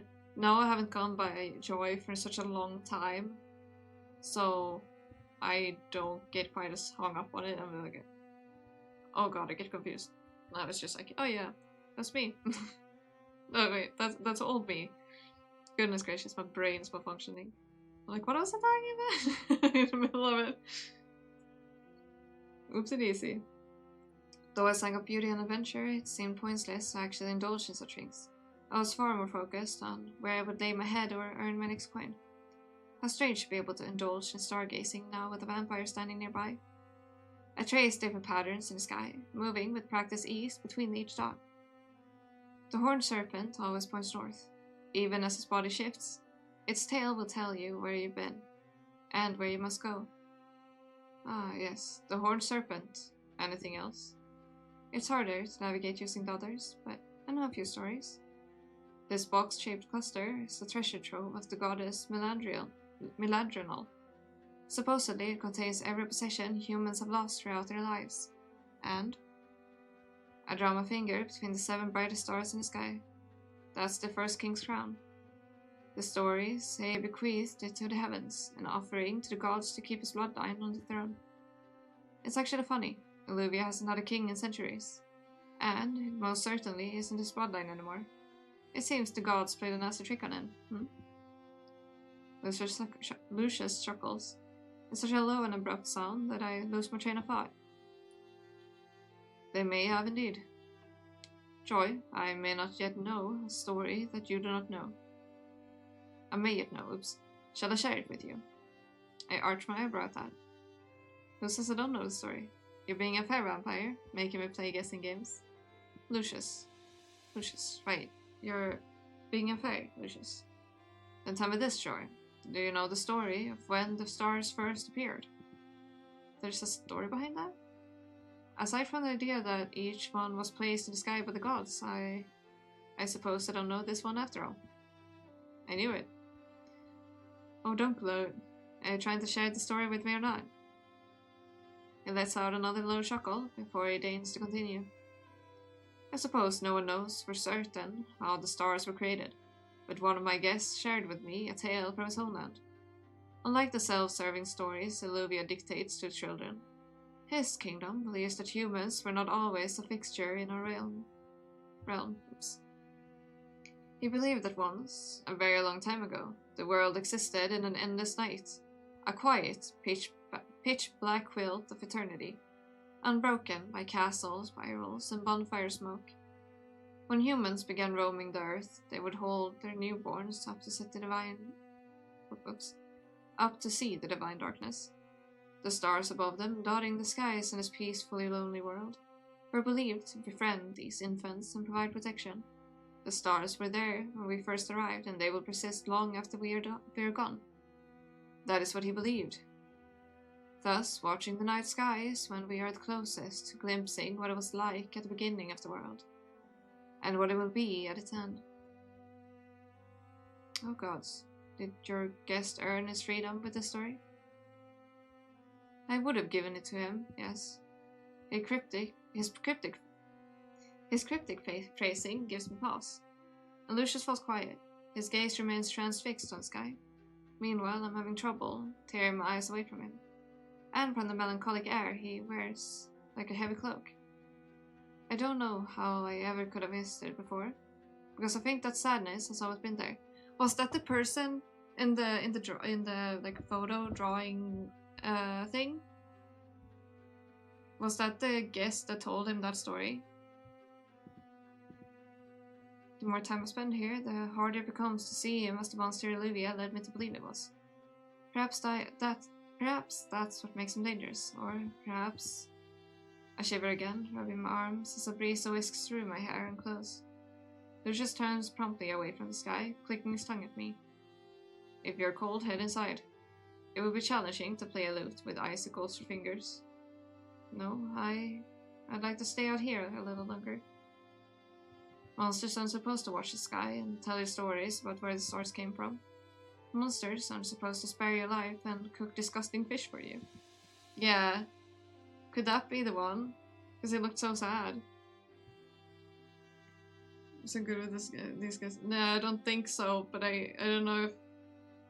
Since he had that melancholic expression, if it is indeed, like, that person, I'm worried that showing that picture will be even worse than we thought it will be. The wrongness of my perception of him is eating away at me. I need to ask him my next question. Were you human once, Lucius? How... It doesn't take him long to pick up where I trail off. How did I turn into this? No, He holds his hand up to stop me. He is not bothered by the exact phrasing of the question. It sounds good. I'm so worried. I was human once, Joy, and in many ways I still am. You're well aware of the standard methods of vampiric infection, I'm sure. Be bitten by one, mix their blood with your own. Then there's usually some manner of death or near-death experience. But then voila, you're a ravenous mortal of the night. But I suspect you're also aware that I was not created in the same way as others have been. I'm quite alive rather than undead, and I have no sire or coven to compel my allegiance. I was not aware of that, but from your subtext, I gather that the blood-curdling screams aren't coming from another vampire. Good to know. Additionally, as I hope you've noticed, I have not lost my mortality to bloodlust. It was your most likable trait during our wayward first meeting. Good. He catches himself, as if he didn't mean to agree with me, before he shakes it off. Just as humans have notable differences, not all vampires are the same. But the people of Illuvia are keenly familiar with the ferocity of vampire spawn, who routinely raid their homes and eat their children. I do not blame Illuvians for believing the worst of me by proxy, though I do find an occasional amusement in the things they say. Tell me, Joy, what tales are the good people spinning about me these days? Or better yet, have you any theories of your own? Theories of my own? I don't think so. I've heard bits and pieces of vampire lore, but I've never felt the need to speculate. I've never seen a vampire before I met Lucius. There's all sorts of legends about you, but some are more akin to tall tales. People refer to you as a sort of ominous presence or a natural disaster. As for how you were created, as you say, one of the guardsmen who captured me, he believed you stole from the gods. Did I? I'm impressed with myself. How did I manage such a feat? How did you manage such a feat? I'm wondering that too. Okay, I'm gonna have to leave for 20 minutes approximately, and then I'll be back. So I'll save here for now, like on a new thing. And I'll keep myself on mute. And I'll be back in 20 minutes.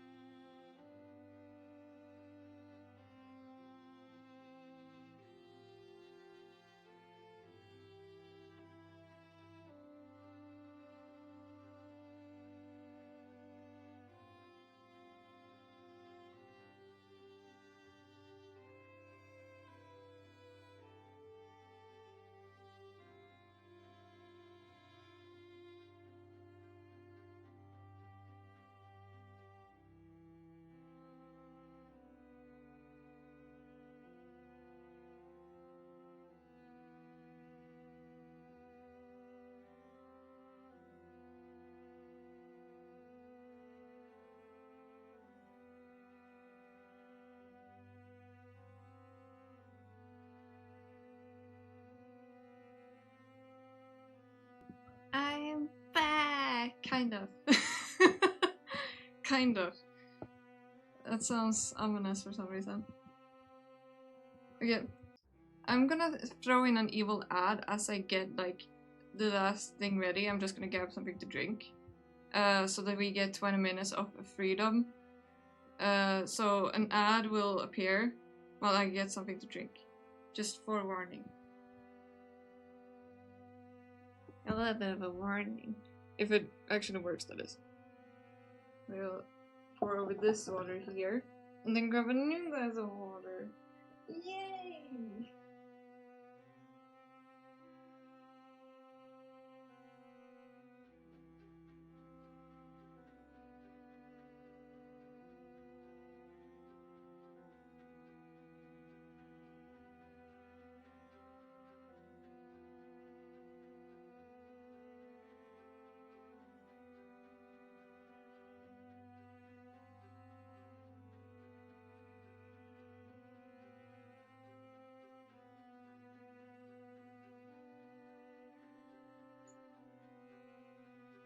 Okay, now I'm like double. Now I'm back. I'm back now.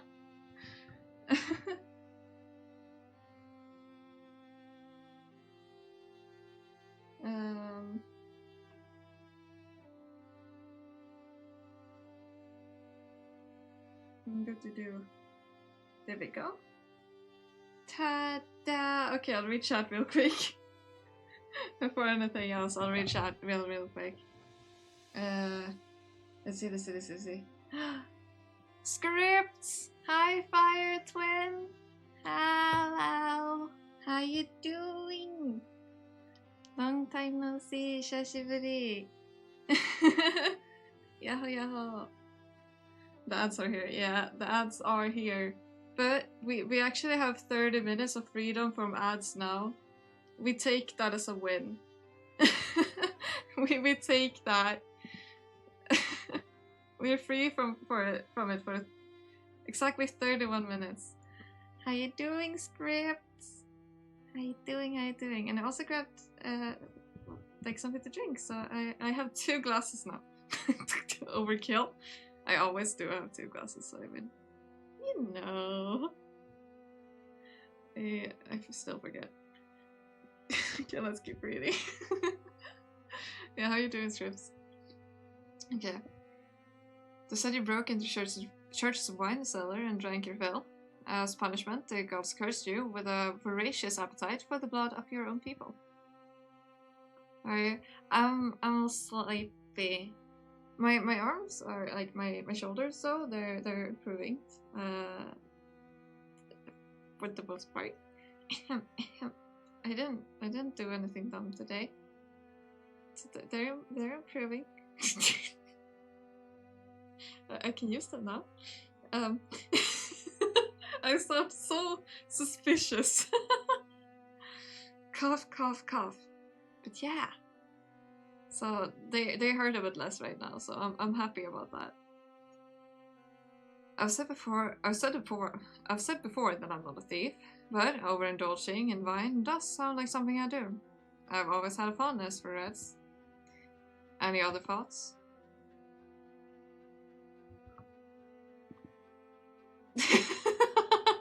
I'm sorry. Wait. These questions. You dealt with demons. Oh, you're what happens when a man mates with a bat.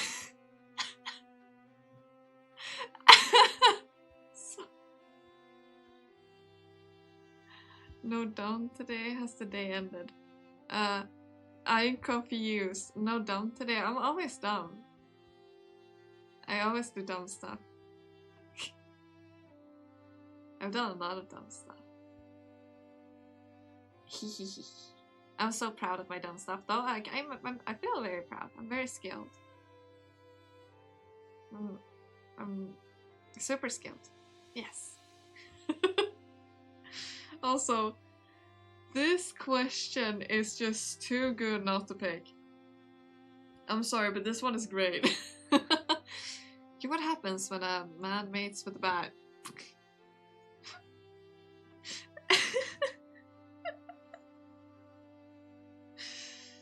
Perfect. I beg your pardon? Okay, this wasn't specifically about you, it's just something I overheard in a tavern.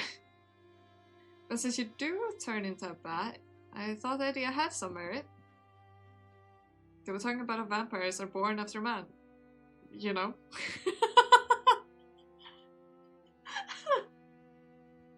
Oh my god. Ah yes, after man. You know. I won't state it, but you know. That. Implying my poor late father took common animals to bed. He will be rolling in his grave tonight. Ah, but perhaps you're not far off from the truth. Excuse me? My mother had her bestial moments.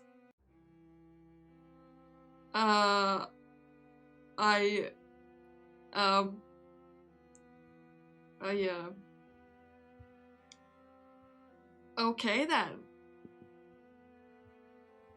Oh my, what an astonishing thing to say about one's own mother. You've tricked me into another guessing game, you know? Are you going to tell me the truth, or will you keep goading me to recite absurd theories? Oh, okay, sorry for the that was my phone. I thought I managed to turn off that alarm, but I didn't! Yay! Now it's off. Now they're all off. His white fang gleams when he smiles, reflected against starlight. Why, if I traveled all my secrets, revealed all my secrets, not traveled, I fear there would be no riveting banter left to pass the time. We wish to stay the hand of maddening silence for as long as we can, do we not? Fine, we do. Maybe I can ask you about simpler things. I retrieved the small charcoal scrap. No! Oh no, I'm scared. I'm so scared. No. It's the picture. Okay. Let's hope the music doesn't go all scary now. Small charcoal scrap I found on my first night of exploring, holding it up for him to see. I found this under some curtains. What can you tell me about it? Is that... Lucius moves towards me and halts mid-step. His hands linger in the air between us, as if the scrap is a loaf of bread and he hasn't had a meal in weeks. The intensity of his reaction compels me to stand in turn. After a moment of hesitation, I gently set it into his palm. Lucius practically cradles the scrap, his fingers passing reverently over the smudged charcoal. I just thought I was being helpful by tidying up a spot you missed. I was going to tease you about it. You actually recognize it? I do. Wait, it's not mad? Are we safe? I'm scared. Are we safe right now? Oh. I hope. His demeanor has completely changed, almost to an unrecognizable degree. His stooped shoulders don't resemble the rigid, dry-humored vampire I've come to know. Then again, I hadn't taken the time to know him until tonight. He breathes out with shuddering difficulty, as if his lips have gone dry. But slowly, he begins to speak again. I ripped it to shreds one night. I was so angry back then. The night I arrived? No, this was a very long time ago. This was the portrait of someone I once knew. I shake my head when he starts to hand the scrap back to me. I hope so, yeah. He's not... Okay, is he not gonna be... It seems he's not gonna be mad. I'm still scared though. I really hope, like... Oh god, yawn. This doesn't mess anything up. Also, my mother just sent me a message to take medication, so I will do that real quick. I said that as if I was reading. Sorry for the sounds. It's my medication thing. Medication and celebration. Okay, I've taken my medication. We can continue now. You don't need to give it back, Lucius. It was yours to begin with. Unless you ripped the drawing because you hate the person depicted. Do you not want it anymore? Lucius avoids my eyes. though he tucks the scrap carefully in his pocket. A pointed questions. Human really do prefer black and white thinking, don't they? He's referring to me by my mortality again, rather than my name. It's complicated then, a sore subject. Yes. His snappy tone makes me flinch, but I hold my ground and refuse to let it show. He looks mad. Because how can a hatred persist in a vacuum of eternity? Once anger has finished ransacking what remains of your soul, all that's left is exhaustion. Lucius narrows his eyes at me. How would you know such a thing? I give him an innocent little shrug. I'm not ready to change the topic up. I'm not ready to change the topic to myself because I find myself genuinely wanting to know more about it. Lucius regards me for a while longer, tapping his finger against his collarbone, before he relents with a sigh. I see no reason to keep this secret from you. The portrait depicts the reigning monarch who exiled me here over 300 years ago, Her Majesty Hildegard Edgehaven. Oh, it's not the person then, maybe. Oh, I had suspected we'd both been punished by members of the royal family, but to have it confirmed, my mind races and I bite my lip. I don't want to upset him any further with a poorly timed question. Carry on asking whatever you'd like, Joy. Within reason, I will indulge your curiosity. My questions burst from me like water from a long-suffering dam. How did you come upon such a portrait? I hear it's illegal to depict the faces of the royal family in common artwork. Just having one in your possession is an open act of rebellion, isn't it? His lips lift on one side, taking on a smug edge. I'm well aware. What further punishment do you think the current crown can bestow upon me if they find out? Perhaps they will banish me to a different estate. True. Can't argue with that one, honestly. Or perhaps they'll stop sending me guests, hoping in vain that I'll dry up like a prune from lack of blood and attention. To answer your question, I described her face to an artist from memory. So you've seen her. You knew her from before. What did you do to Queen Hildegard? Did you break into her wine cellar? Or were you her former lover? She exiled you when she caught you in bed with another? Disgusting? No. We were never thus involved. Besides, I prefer to take one partner at a time. Juggling two seems taxing at best. I like how that's his reasoning. That seems taxing. Hell no, I'm not putting myself through that torture. Too much effort. Oh god, am I getting a nosebleed? I hope not. Wait, sorry, I think I might be getting a nosebleed. Okay, a tiny bit of nosebleed, but that's fine. Okay. But based on your logic, on what you said when you met me, you must have committed a crime so deeply, grievously, utterly heinous to have been sent here. Am I wrong? It has been a long time since I last felt like I was sitting in a confessional booth. I don't miss the glint of amusement that dances across his otherwise unflappable features. What of you, I did ask you first, as you said, and all this time, I have been dying to know what unforgivable crimes you committed. Oh, I've made a vampire feel like he's dying. Quite a feat on my part. I sneeze. You really must get indoors. Come, I'll walk with you. You'll not be beset by distant screams while I am by your side. Yeah, alright. Let's get indoors. I'm so glad you didn't get mad. Oh gosh. Okay. How about a hint then? A hint about what? You're still thinking about it? You're insatiable. It's one of my most charming personality traits. Come on, let's trade hints about why we're here. What crimes we committed. Will you go first? I'll go first. He seems satisfied with that, though he also decides to occupy his hands with a clean cloth. I watch him clean every surface he touches like a whirlwind of sanitation. He tends to settle into one of the various lounge chairs during our nightly performances, but without the backdrop of my music, I notice he seldom likes to hold still. Well, I'm waiting for your hints. Oh, I haven't come up with a hint yet. Yeah, I got it, yeah. I glanced down at my lute and songwriting journal, trying to remember what it was like when I first held them in my hands.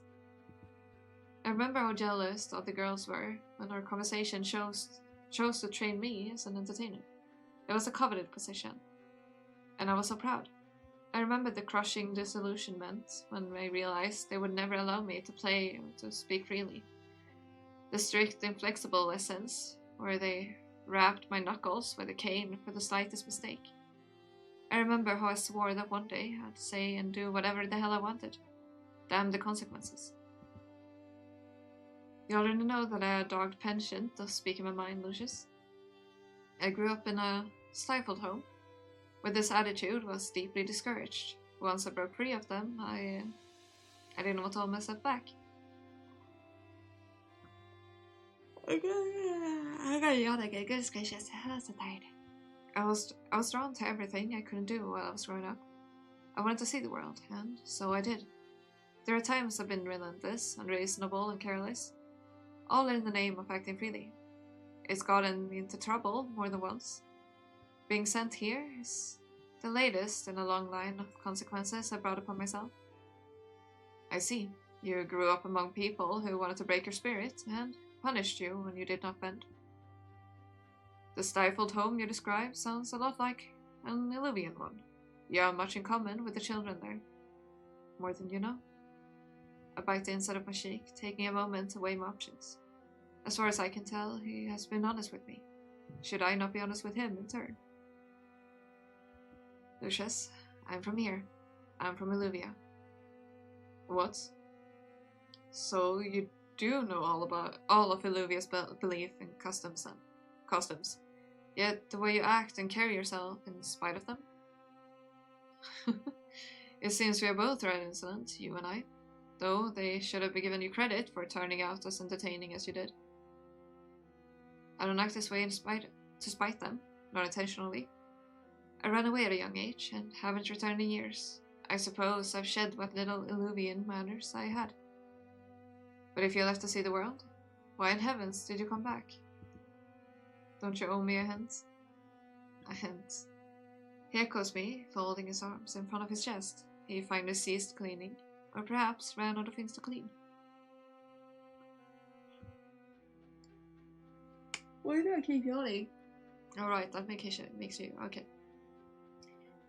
And I settled into his usual velvet chase. A hint about what I did to end up here. Lucius aims his face at the ceiling, as if he could see the stars through it if he stared hard enough. I don't think I did anything wrong, do I? You don't? After I made myself vulnerable, I told him where I'm from and detailed the shortcomings of my personality. The nerve. What does that even mean? You don't think you did anything wrong? How does that qualify as a hint? That doesn't...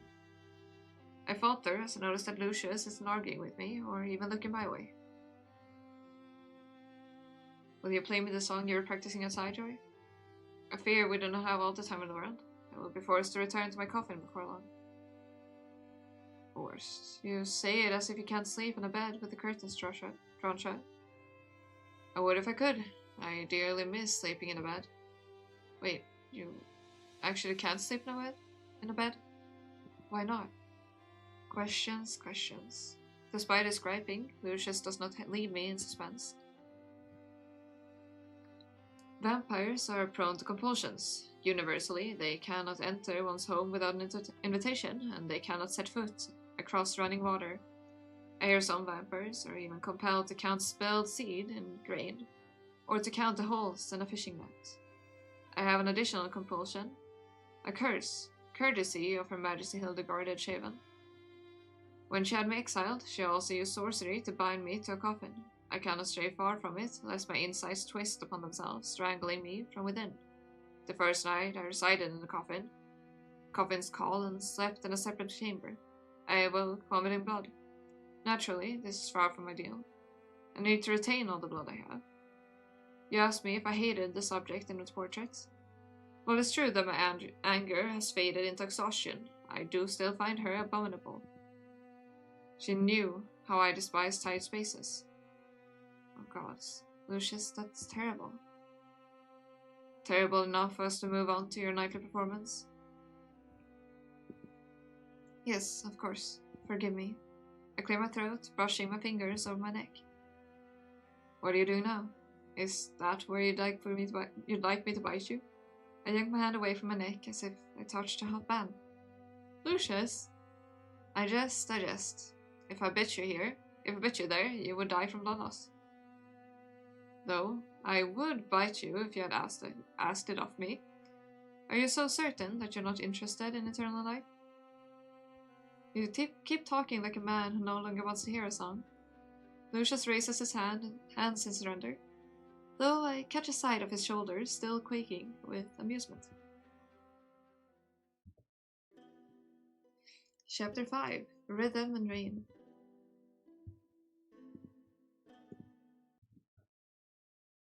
Okay. The heavens are generous with rain this year.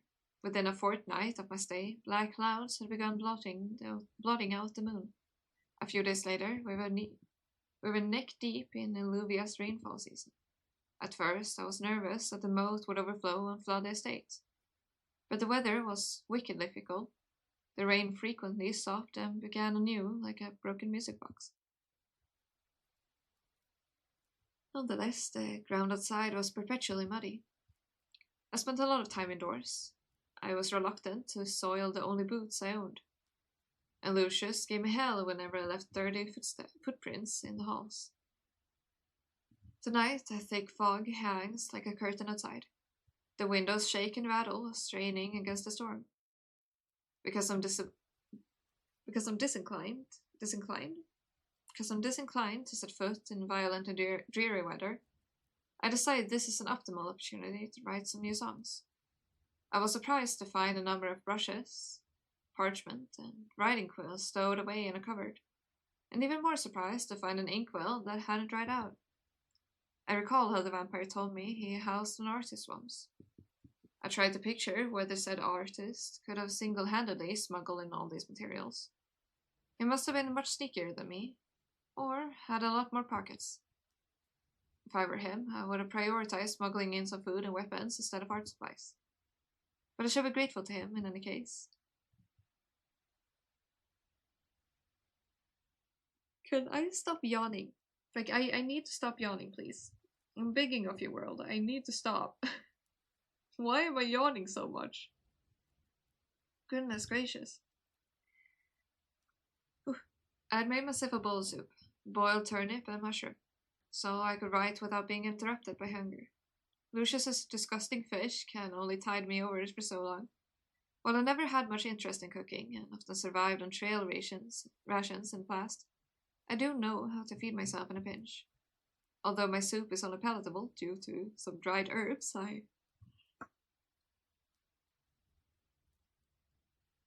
Seriously, why am I yawning so much? My goodness gracious. Dried herbs I scrounged from the near-emptied pantry. There may be unforeseen perks to living in a vampire's castle, but gourmet meals are certainly not one of them. Thankfully, I've never had much interest in the finer things. When my soup cools, I start a small fire to keep myself warm. On the whole, my impromptu little workspace is comfortable. I've always wanted a writing nook, and this may be the closest I'll ever get to having one. Unfortunately, I tapped the nib of my quill against the writing desk, glaring at the blank, loose-leaf piece of parchment. Call me a perfectionist, but I'd refuse to transcribe a song into my journal until I'm certain it's amazing. Besides, I found that it's more freeing to write when I don't care for the paper I'm using. I scratch out the word before my quill completes the arc of the E. E! I have everything I need to write, don't I? But now that I'm sitting down to do it, my head feels as foggy as the weather outside. Maybe I'm being too hard on myself. Let's try this again. There once was an old farmer who The weight of each word felt... The weight of each word feels hackneyed and rotten. Like old apples. I feel like I'm choking on them. I flipped the parchment over, feeling miserable with contempt. Stupid blank page.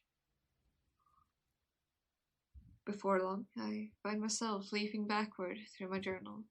It doesn't contain much of my original work. Honestly, to survive as a traveling bard, I've had to memorize and rewrite songs that were already popular, already known. Original work, I quickly learned, was not often well received in an unruly tavern. I've been booed and had tomatoes thrown at me, and have even gotten into brawls because someone wanted to hear a song I didn't know how to play. So I had to learn. I had to adapt. I had to make it work. At times I've been stolen, promising lyrics from my peers and rivals. I hated doing it, but I did it anyway. And all for what? Freedom, coin, glory. Gods, there's so much to think, I can't help wondering if the life I've led has been one worth living. The vampire was right about the maddening silence. It must be well past midnight. Lucius should be here any minute now. I realized then that, while thoughts of his arrival used to fill me with dread, I've recently looked forward to seeing him. We've been surprising each other with how easily the conversation came, how willing we were to talk. I often find myself trying to stay awake to finish the thought, only to be shooed to bed by the moment he catches me yawning. As much as it pains me, I just can't get the hang of the night cycles. I've tried, because being in his company is far more preferable to being stuck with my own. This leaves me cherishing the few hours I have to get there each night. Without even realizing it, I had flipped through every page of my songs. My hand pauses over the inside cover of my journal. I gaze absent-mindedly at the strange runic symbol on the first page. Some sort of jewel pendant encircled by a knotted half-wreath of thorns, which has somehow resisted fading no matter how often I've touched it over the years. Was that my neighbors? Sorry. It sounded like a chair was being dragged across the floor or something above me. Brushing over the bold red ink, I wonder if I'm imagining a faintly sharp prickle across the pads of my fingers. Below the symbol, written in a hurried, clumsy scrawl, are the words, keep safe. Oh. I once felt at ease from such simple words.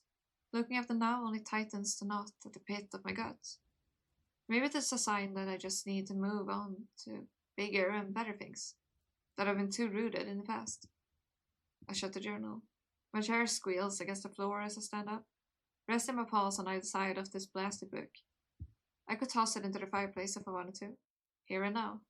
I could break the final chains linking me to my past. Keep safe.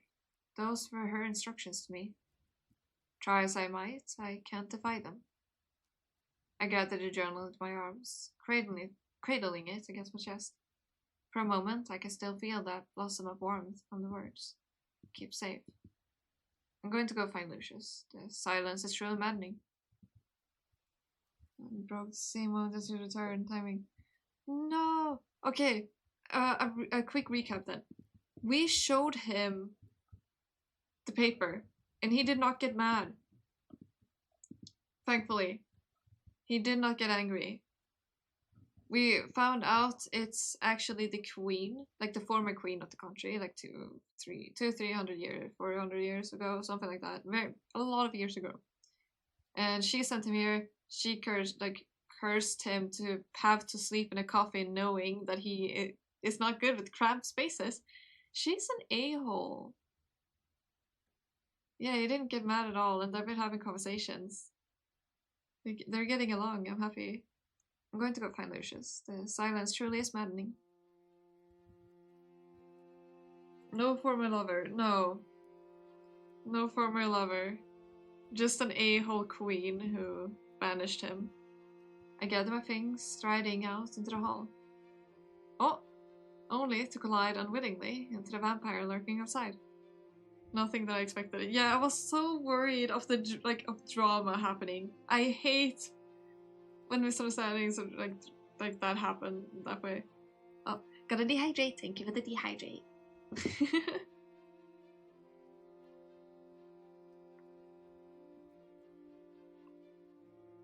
I drank a lot there. Thank you. And I will sit well, gosh darn it. Okay. Posture is fixed. Thank you. I fixed my posture. Thank you. He catches me by the forearms, taking a step back to keep us balanced, although my journal and supplies tumble to the floor. Lucius? Joy. Lucius releases me once he's sure I'm steady, and immediately bends to pick up the mess. No, don't. I seize the journal and hold it away from him. He eyes me with some measure of confusion, but shrugs and picks up the loose parchment instead. I see you found some old supplies. I'm glad they're getting some use, though I thought the ink would have dried up by now. What have you written so far? There was once an old man in a farm that snatched documents from him. One time you're making fun of my first drafts. What are you doing out here? I didn't wish to disturb you. You looked like you were trying to focus. In vain, perhaps. There was not much to disturb. But you were trying to be considerate. Thank you. You're so considerate. Lucius nods, dismissive but polite. He doesn't like to acknowledge gratitude. For you to rush out of the chamber is like a bat from a cave. Why? Rushing to seek inspiration elsewhere? No, She's blushing! Look! She's blushing! No. Cause I can't just admit that I wanted to talk to him until I forget my grievances. Isn't it time for a nightly ballad? He watches me through narrowed eyes, but favors me with a small smile. You need not hurry for such a thing. If you wish to write tonight, you may write. Come. What? Wait. Lucius all but pulls me back into the chamber, coaxing me to be seated once again at the writing desk. I scowl at him, drawing my knees to my chest. Lucius, you don't... He yells at the furniture. I scowl at him harder, but lower my legs to flatten my heels on the floor. I wanted to write, but I couldn't think of anything. You also never finish your soup. It's gone cold. He looks pointedly at my bowl. You're a terribly slow eater, aren't you? I may yet expire before you finish it. They are really cute. I agree with you. They're being really cute. I know. It's adorable. They're adorable. I'm not a slow eater. I'm a distracted eater. Why? Do you want my soup? Here. I push it towards him. He gently pushes it back. No thank you. My taste buds aren't quite what they used to be. A mortal's meal may as well be a mouthful of dust. That explains your cooking. I hear a dog barking outside.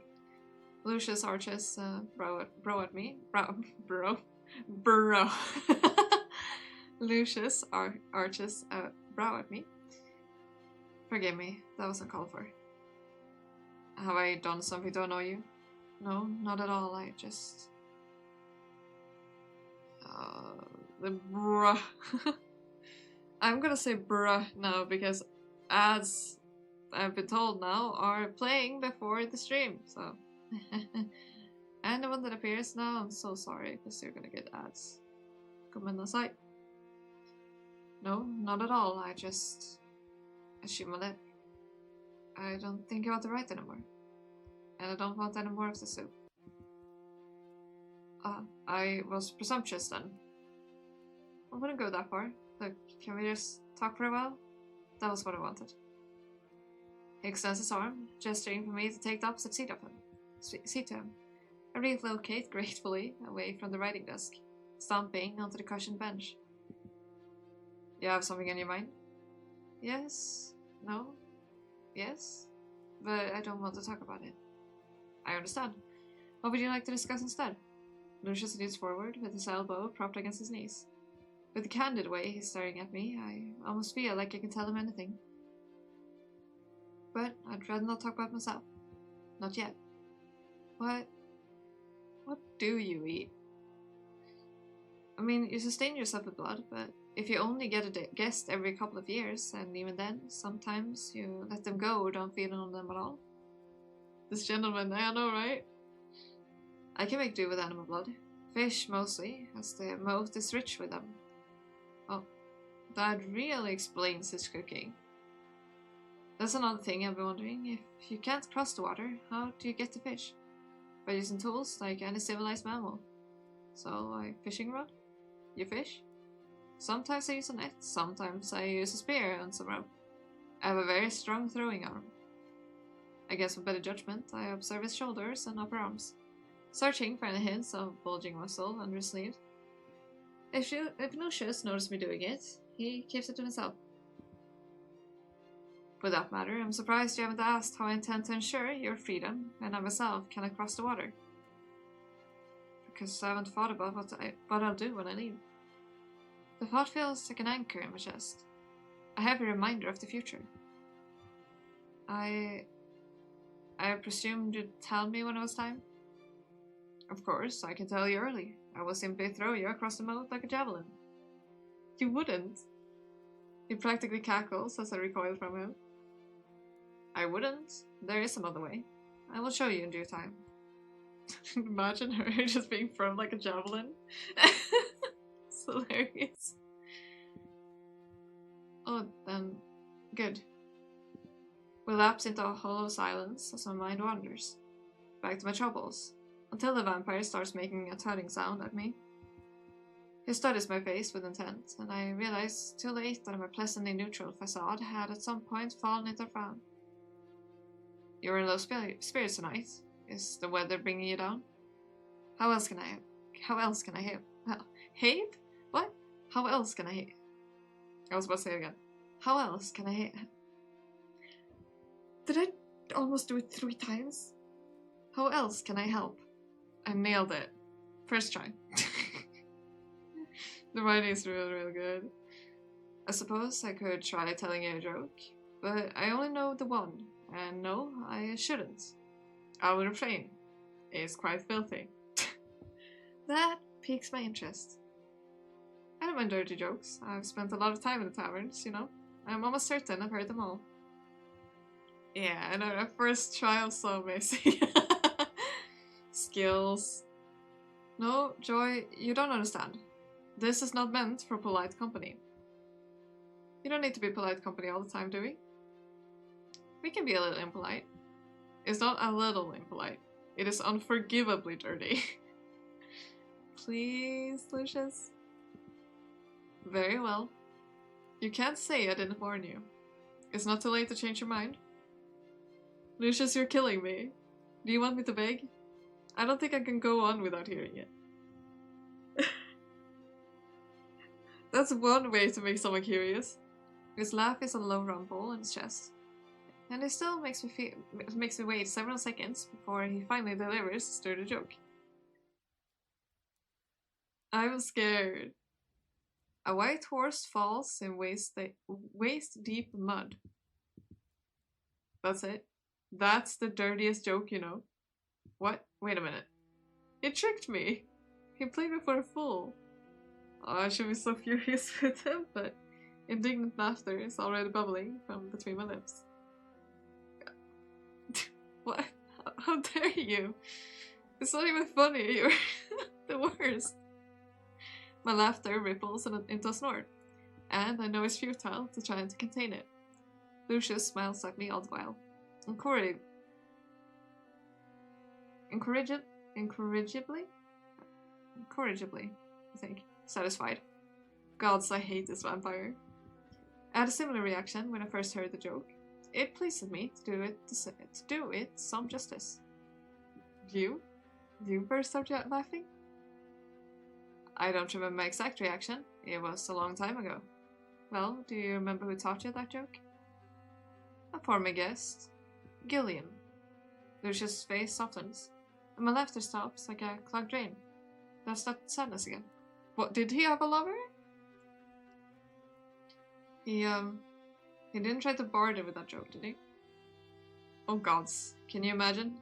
No, this was before I began bartering with people. A darker time. Were your dark times lifted with a joke about a white horse? Lucius smiles at me wryly. Would you like me to tell you about it? I'm surprised at myself. and the word spills from my mouth. Not if it troubles you. I mean, if you wish to tell me, I will listen. Lucius hesitates, tapping on his collarbone until he musters the initiative to speak. When I was first exiled to this estate 300 years ago, there was truly no escape. Hi, Savage! Hello! How you doing? I frequently fought with the desperate men and women who were sent here. They feared me, even when I showed them kindness and reason, and made a point to attack me when I least expected it. My spine stiffens. That frightened, desperate outlook sounds grimly similar to my own, back when I first arrived. You had no choice but to defend yourself. I did try other methods in hopes of coexisting, of earning their trust. But yes, they tended to turn on me regardless. It often resulted in a fight to the death. Their death at my hands. I never could resist untying them. I felt a certain kinship for them, I suppose. Before it was inevitably dashed. It was never difficult to overpower them. They were mere humans. And I was an immortal being. I was becoming more powerful with age. Oh, good morning. I hope you slept well. Thank you for going to sleep too. Thank you for actually you're sleeping again, and I'm happy about that. Good. The genuine happiness about that. Happy.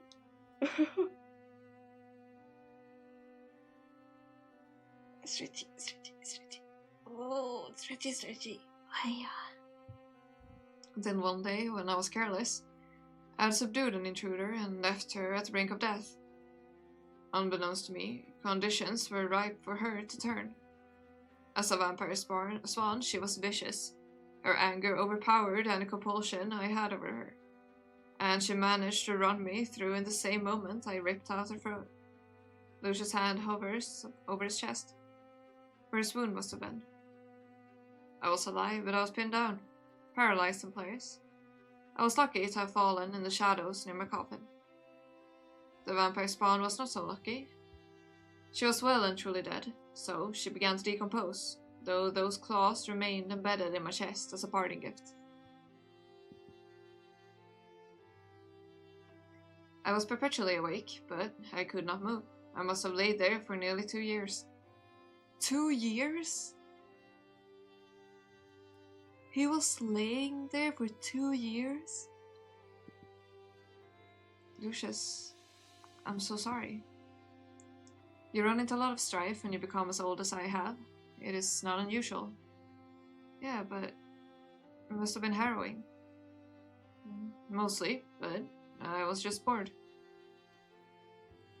He's being aloof, but his hand is massaging his chest right above his heart. I assume he doesn't want to show weakness. Gillian was the one who found me there. He gave me a wide berth at first.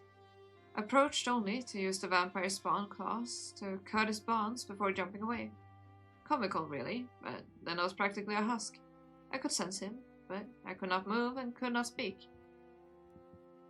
I would sense him coming and going each night, wandering the estate much like you've been doing. After some time, he returned to my side and tugged the claws out of my chest. He what? He what? I knew the story must have been leading there, but it was still a bit of shock. Why on earth would someone release a petrified vampire? He must have been incredibly stupid. Alright, I was gonna rewrite this one. He must have been incredibly kind. No, I didn't go sleep with him. What time is it now, Savage? I'm still happy you went to sleep, but that's a bit too late, isn't it? A little bit? A little bit too late? A little bit? A tiny bit, you know? A slight amount too late? 1:58 p.m. So you got a good amount of sleep at least. So I'm proud. I'm proud of you. Despite you going to sleep too late, I'm proud of you. Head pats for a savage. Wait, let me send you a head patch too. Head patch? Ah, yes, let me send you a head patch. Head pat.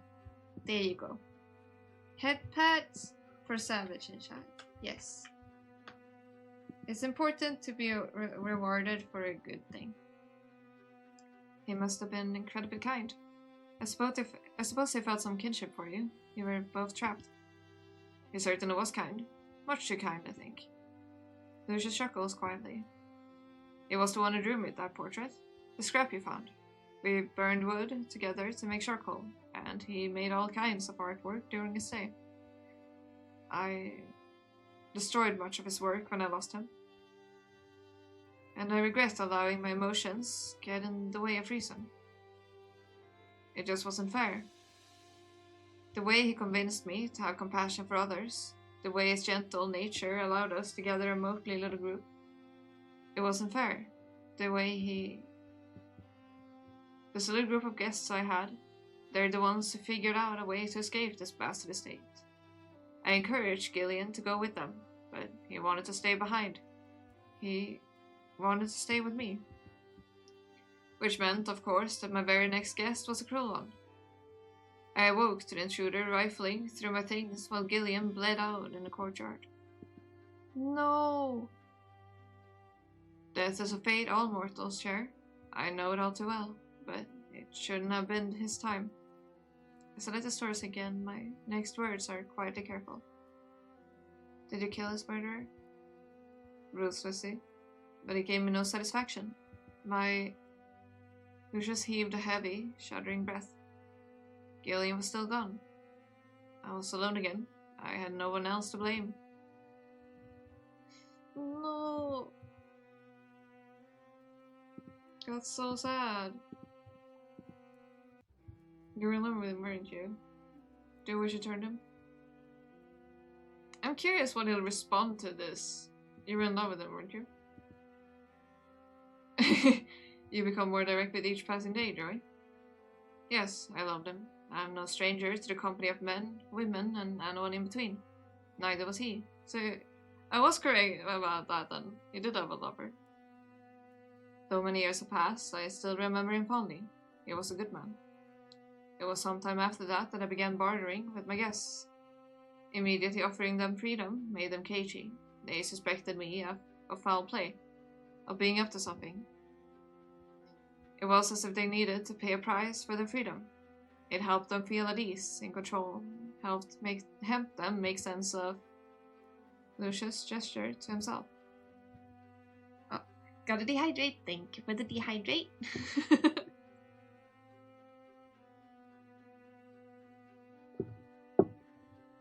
And I will sit well, gosh darn it.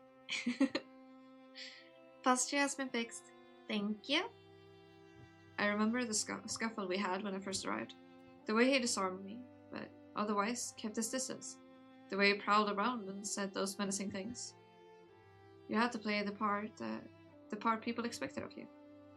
It is exhausting, but they fear me more if I don't. And of course, bartering does not come from a place of pure altruism. It gives me something to look forward to. Alleviates my apprehension of what the next guest will have in store. When one finds himself acting as the Queen's personal executioner, the odds are high that some of the people she sends will be dangerous. Though, occasionally, I will receive someone kind enough to offer a listening ear. Like Gillian. Like you. I blink at him, bewildered. Gillian was kind, but he was a notoriously bad listener. He would have interrupted me 10 times just then, usually with some absurd tangent about how he thought snails were effervescent. Nice, just like, oh, by the way, I want to talk about snails now. This is a deep conversation, but you know, I need to talk about these snails. What I mean to say is, thank you for listening to my sad old tale about a lost love. This is so sweet. It's so sad. I've never told it to anyone before. Can I ask you one more question? Of course, anything. Something about that last word makes my stomach flutter. No, I must be hungry. I grab my deserted bowl and sip at the cold soup. If Gillian was such a good man, what did he do to get sent here? What was his crime? Lucius outright grins at the question.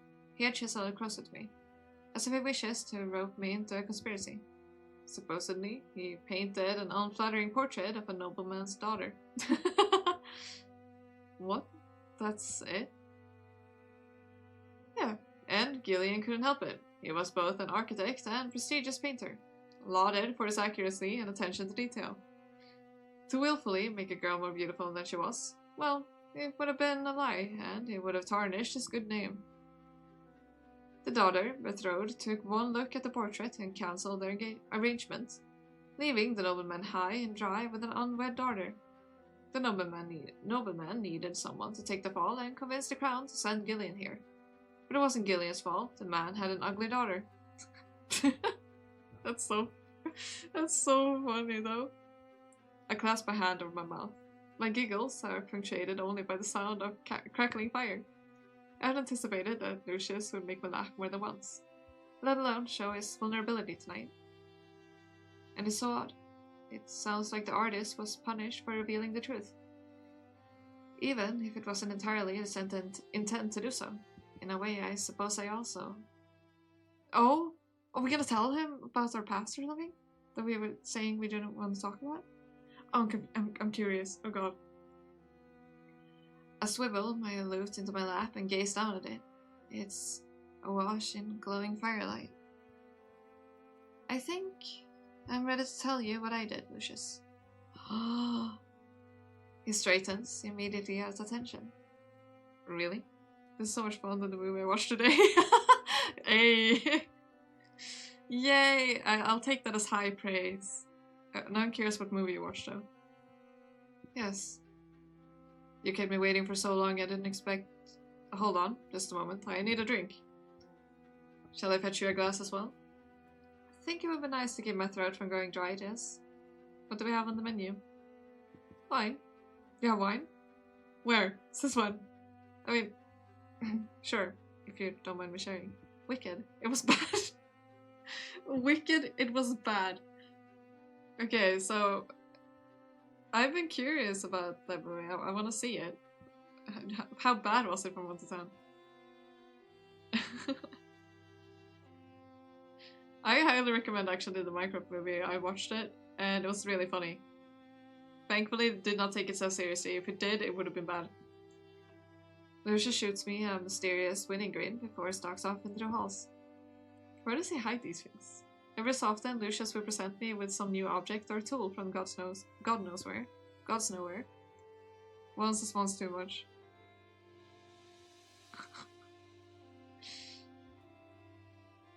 Okay, so it's 0. Do you mean this movie gets 0 out of 10? Just earlier this week, he fetched me a ladder to climb the ledge when I complained about running out of bathing water. Once I climbed up, he made me a promise not to attempt the perilous journey of swimming across the moat. He then handed me a bucket and told me to take all the water I needed. I could swear I walked through every hall and peeked in every room. Not once have I seen any ladders or buckets until he materialized them into existence. 0 out of 10, not recommendable. Okay. Then it's really bad, huh? Now I'm even more curious. Now I definitely want to see it. It gets like extremely bad review. I want to see it. Maybe he knows creation spells? Conjuration magic? Watch it if you want. Sometimes it's enjoyable to watch bad movies anyways, but I'm really curious about it. I do want to watch it, so I'll probably do it anyway. We'll see if I also give it a 0 out of 10. A vampire knows magic. That'll be the day. Lucius returned as I mused over the idea, presenting me with my promised glass. Deep red wine sloshes gently within, glistening like black opal in the room's low light. I would have brought you an entire barrel, but wine is hard to come by around these parts. Better to be frugal with it. You can carry an entire barrel? I told you, I have strong arms. When I first arrived, I even hauled my coffin up all those flights of stairs. Hopefully it's more fun for you. Yeah, let's hope so. Thank you. It's gonna take a long time before I watch it, probably, though. Admittedly, it was exhausting. I was strong enough to do it, but I don't have unlimited stamina. And why were you hauling your coffin upstairs? You wanted to be closer to the sky? You know me so well already. Lucius returns to his seat and crosses his legs. Sipping his wine and peering at me over the rim, he looks very at ease indeed. At ease and powerful. I take a slow gulp of my own wine. It's sweeter than expected, with an undertone of currants and plums. Well, hang on. If you're so strong, how was I able to escape you? I yanked myself free when I first arrived. You literally let you. That sounds dangerously close to a complaint, Joey. I'm just curious. I don't begrudge you for it, but surely you've realized by now that I am very disciplined and have incredible self-control. I released you because I had no desire to restrain you. You were acting like a street cat who didn't want to be held. I did not wish to be scratched. Gee, thanks. Disciplines, incredible self-control. You're full of praise for yourself tonight, Lucius. I'm serious. These attributes of my character ensure that I would never bring harm to you. Not unless you asked it of me. I cough into my wine. What is that supposed to mean? Do you need water? No, I'm fine. Can you hear how fast my heart is beating? I pluck absent-mindedly at my lute strings, still uncertain if I'm ready to reveal the parts of myself I'd rather forget. But he has been vulnerable with me. It's only fair that I be vulnerable with him in turn. And there's no time like the present. I should start with some context. Yeah, we wanna know. Okay, the moment of truth, I guess. Exciting. I told you before that I grew up here in Alluvia. I neglected to mention that it was an orphanage. Nightingale Gardens Home for Girls. His lip just barely twitches, as if he recognizes the name. I wouldn't be surprised if so.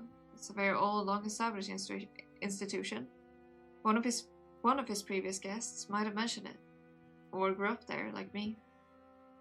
Everyone told me it was an enviable place to be. Especially the matrons, who were always so proud to work there. They told me girls would go so far as to murder their own parents in hopes of being sent to Nightingale Gardens. I've never heard of it actually happening, but that was the prevailing attitude. Because the girls of this orphanage were guaranteed to have a place in high society, we were educated vigorously in matters of court, history, handwriting, sewing, and entertainments. Once every several dozen years, the best and brightest girl was even chosen to become Alluvia's next queen. Did they have that tradition when you were human, Lucius? Yes, I believe I heard something about it in passing, but it was so long ago. Well, the tradition was in full swing when I was young. The last queen was growing old and infirm.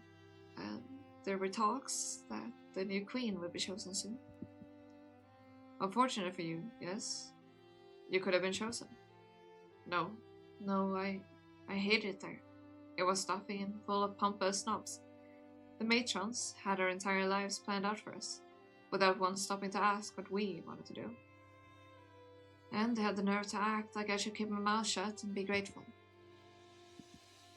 The other girls seemed content with their lot, which meant they didn't understand how I felt. They kept me at arm's length. I hated the pressure to succeed, and I got into a lot of trouble. Even back then, I never would have been in line for the throne. The closest person I had to a friend was an older girl named Ophelia. Yeah, she definitely doesn't fit in there. She was in line for the throne. We all knew she would be chosen too, because she was perfect. She was beautiful, graceful, and always seemed to say the right thing. Always. She was always talking about the changes she liked to make, the ways she liked to improve our kingdom. Yup, that must have been extremely harsh. Like, difficult to put on belief. She does sound lovely, but... Joy, forgive me for saying this. No one is perfect. Surely, your Ophelia is not exempt. He looks a little surprised when I start laughing. You're right. You're absolutely right. Ophelia was my godforsaken rascal. She lied through her teeth with a smile, and no one was any the wiser. That she let me see her naughty, conniving side. I felt special, and she truly did want to make things better. She was as clever and sharp as a knife, but she did care about the people around her. At least, that's what I believed. More wine? Yes, please. I drink deeply from my refilled glass before continuing. So, when Ophelia was chosen and packed her bags, she promised me, up and down, that she would write every day. Every single day. I knew that it was forbidden for Olivia's crown to contact the world outside. We both knew that. Every queen was meant to cut off all ties with everyone she ever knew before she was chosen.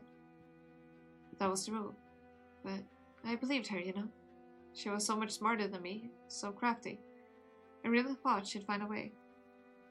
Meanwhile, yes, here you go, yeah.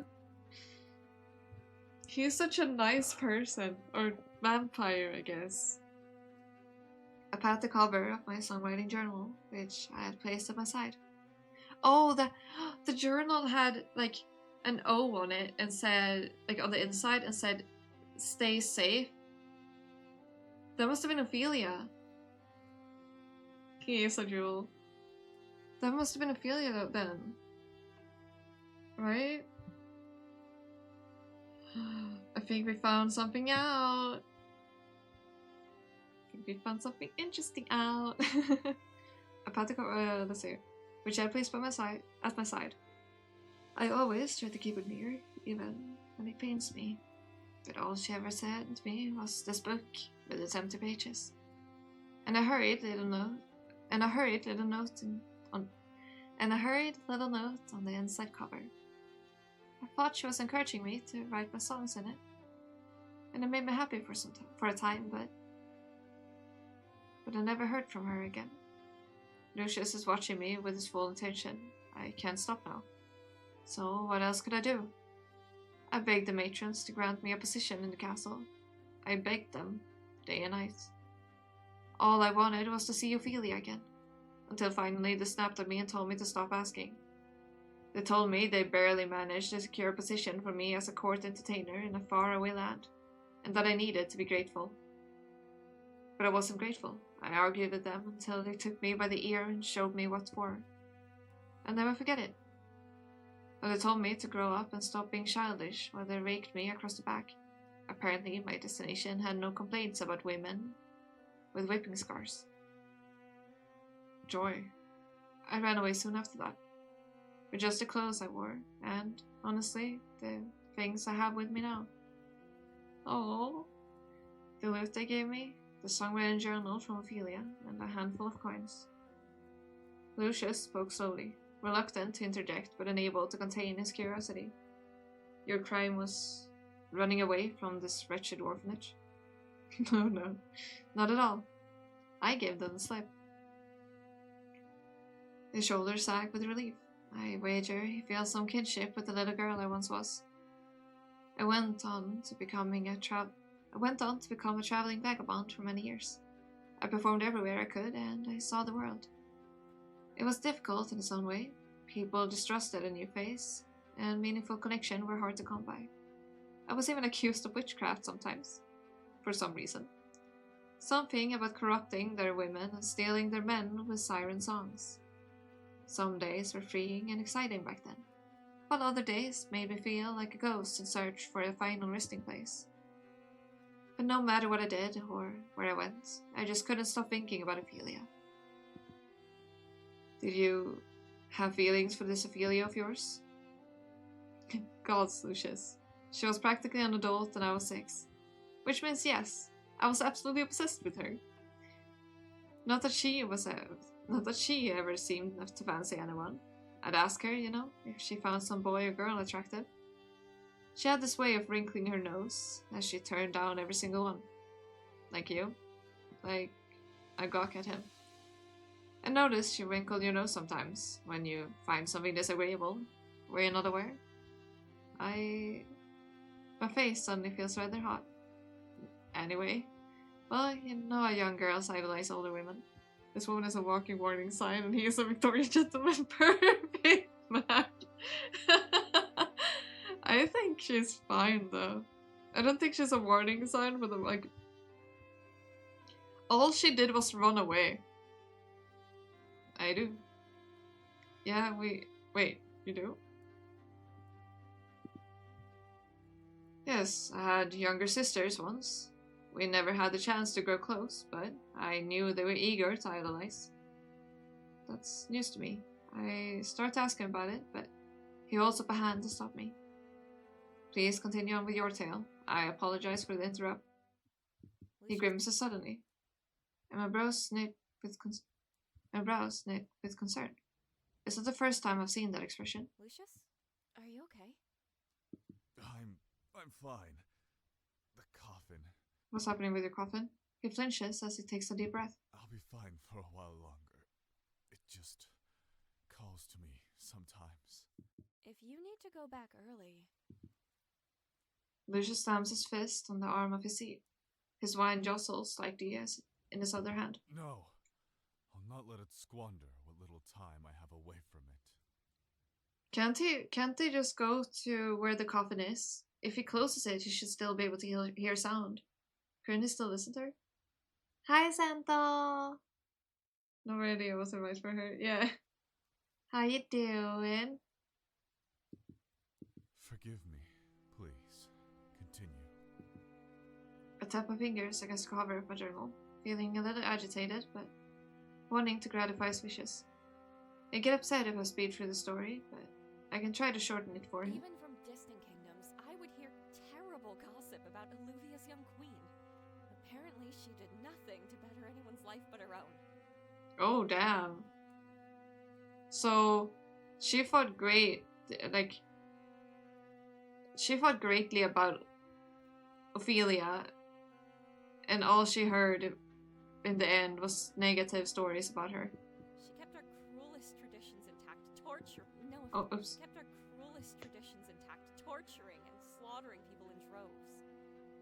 Most notably, she kept the tradition of sacrificing people to the crown's pet vampire. Oh, they call him a pet vampire. No offense. None taken. Inspiring such unease in its people helps the monarchy stay in power. Fear of punishment, I always heard, is a better motivator than acts of love. But Ophelia was supposed to be different, and the people were unhappy. There were talks of a revolt. Although I wasn't the most talented bard in the lands, I was starting to get some renown and make strong connections. I can still scarcely believe it, but I managed to get an audience with Queen Ophelia. Oh, what did she say? I was meant to perform for her. Lucius's eyes slowly went wide with the realization. You did it. Oh, what did she say? Okay, she must have said some very... Okay. Maybe. Yeah. Kind of. Definitely spoke my mind in front of the queen and her entire court. But I did it through song. I did it for song. I did it for song. Let me check if I can. Is there any way to make like the sound of their talking louder? Okay, I'm increasing their voice sounds. Let's see how this sounds. You did it. Does this sound better for you guys? Maybe. Kind of. Definitely spoke my mind in front of the queen and her entire court. But I did it through song. I did it for song. Because I barely could hear their voices either before. You didn't. Lucius is torn perfectly between horrified and scandalously amused, clasping his hand over his jaw with disbelief. I did. Do you want to hear the song? We want. His gestures were enthusiastically erratic now. He waits for me to go on and can hardly sit still as he pours himself some more wine. As for me, I set my glass down and clear my throat. Queens,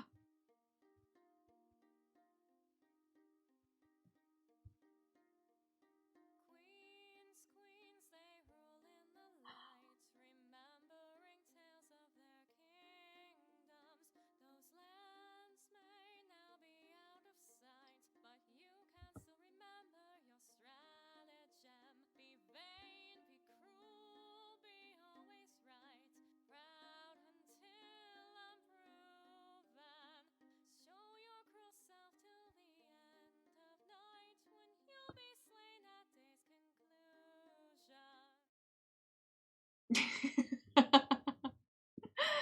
imagine us singing that too.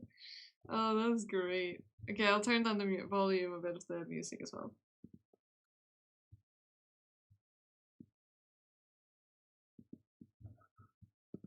Let's see. When Lucius applauds me, it's as gradual as it is resonant. The very furniture around us seemed to shudder in response. Gods. That was a more subdued version. Back in chord, I was screaming the lyrics at the top of my lungs. I only wish I could have seen it for myself. You must have been radiant. Let me do this so I can see the thing. Go. Ah! I pressed a button that I did not mean to press. Skills. I did not mean to press those buttons. Why do I always do that? Okay. Lucius looks at me with plain, unmistakable admiration. I feel my cheeks growing warm again. But I tell myself it's just wine. I always knew Alluvia was full of busybody moralists. To think they'd punish you so gravely for such a thing. Simply ungrateful. Oh, I don't know about gravely. I think I like it here. And I like having you here. Aww. Alright. He's blushing. Look at it, look at him, look at it. He blushes. Aw, how cute. Our eyes meet with a slow yet abrupt understanding of each other. We're so alike in so many ways. I can hardly believe it. The storm has stopped. The storm had stopped at some point. It's quiet enough that I can hear his breath, steady and strong even from this distance. And then he grimaces again. I pivot in time to see the sky now clear of black clouds, shifting into the first dusky hints of daybreak. Lucius? Yes, I'm going. No need to rush me. You may have the rest of this wine, if it pleases you. He smiles at me one last time, strained and fleeting, before he turns to the mist and disappears into the shadows. Okay, we have one more epic, what's the word? What did we call it? We called it a, what's the word? Oh no. Wait, let me find it. What did we call it? Dramatic leap. There we go. Is this take 3? Or take, what was it? Take 3 or take 4? Are we on take 3? That we get to see. That's probably happened like so many times for her. Dramatic leap. I'll see you tomorrow night, Lucius. I know speaking is another room. I know it all too well, but I already miss him. Aww. Chapter 6. Lullabies of the Lost.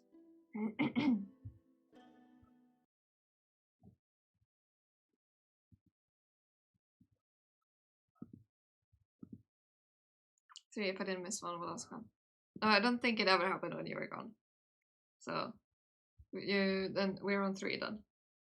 After staying up all night exchanging bittersweet memories with the vampire, I should have been more than ready to fall into 100-year slumber. Yet, I toss and turn for hours. My mind is once again filled with locusts. But instead of yielding questions, this time they whisper ideas. I stride out of my chambers with a groan, breaking my hands from a haphazard bedhead.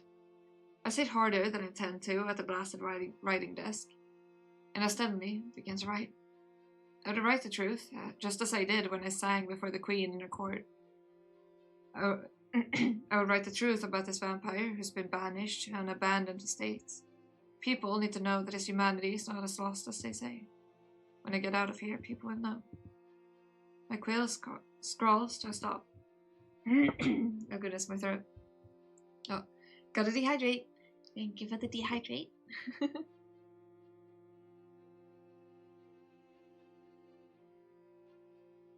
I wonder if we can get through this whole thing today or not. I hope so, honestly, because I want to know the ending of this. At the same time, I gotta feel like so sad when it's over. When I get out of here, how many songs have I played for him now? On the lunar eclipse, I played my 10th song. Earlier tonight must have been my 13th. I still have ways to go before I'm free. I've made significant headway on my death to him. No use thinking about it now. I still have time to decide what I want to do. I realize I will sit well, gosh darn it.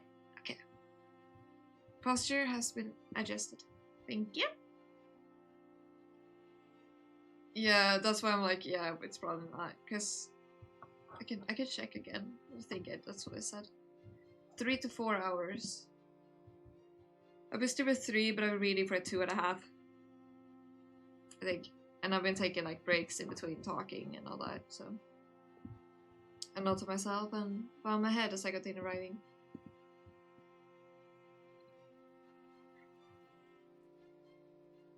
Oh, okay. I wake slowly to a light pattering of rain outside, with my cheek pressed against the desk and jewels seeping from the side of my lips. Blearily, I wipe my mouth and squint at the loose leaf paper in front of me. I had written... I'm losing my voice. Goodness gracious. I had written only 2 legible verses before I was overtaken by exhaustion. The rest were either bitterly scratched out or scarcely decipherable. A sigh reaching up to scratch my head and promptly knock over the inkwell. Shit. I hiss out another string of curses as the ink spreads around the desk and drips off the side. Instinctively, I save the journal and end up sacrificing my meager verses to the fast spreading black pond. Oh, damn it. What a waste. What's wrong with me lately? Lucia's going to be so angry with me. Where's that damn cleaning cloth he always uses? I turn to and fro and realize with growing dismay that he always seems to have it on hand. He must keep it on his person. But maybe he has a spare up in the rafters? Maybe he keeps multiple rags near his person? To be safe, I search through the halls, through all the cabinets downstairs, like a pillaging raccoon. Not a single rag turns up. Knowing that Lucius would be even angry if he used a blanket or, God forbid, a curtain to clean up the mess, it seems I have no choice but to venture upstairs. My hand traces the familiar cracks and bumps at the cobblestone walls. A tactile map I've learned to use due to the abysmal lighting of the stairwell. There are no windows to light my path, and the torches must have burned themselves down to smouldering husks an eternity ago. As I climb, I try to plant my feet towards the edge of each step, not only to get my balance, but to reduce the chance of stepping on a groaning center plank.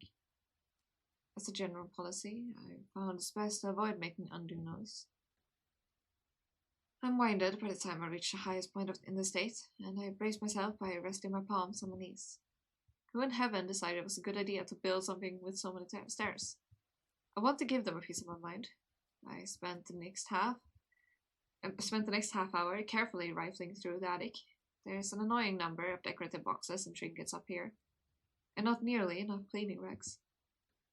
I jerk to a stop as I wrench open a jewelry box and see the contents within.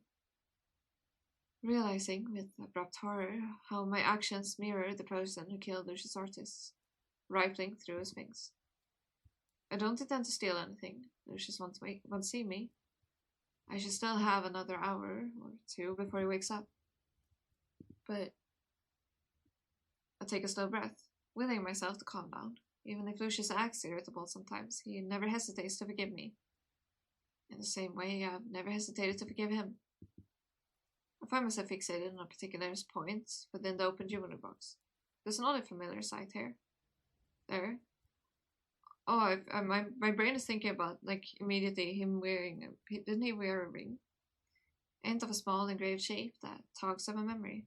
I didn't notice it immediately because it's partially buried beneath strings of pearls and gemstones.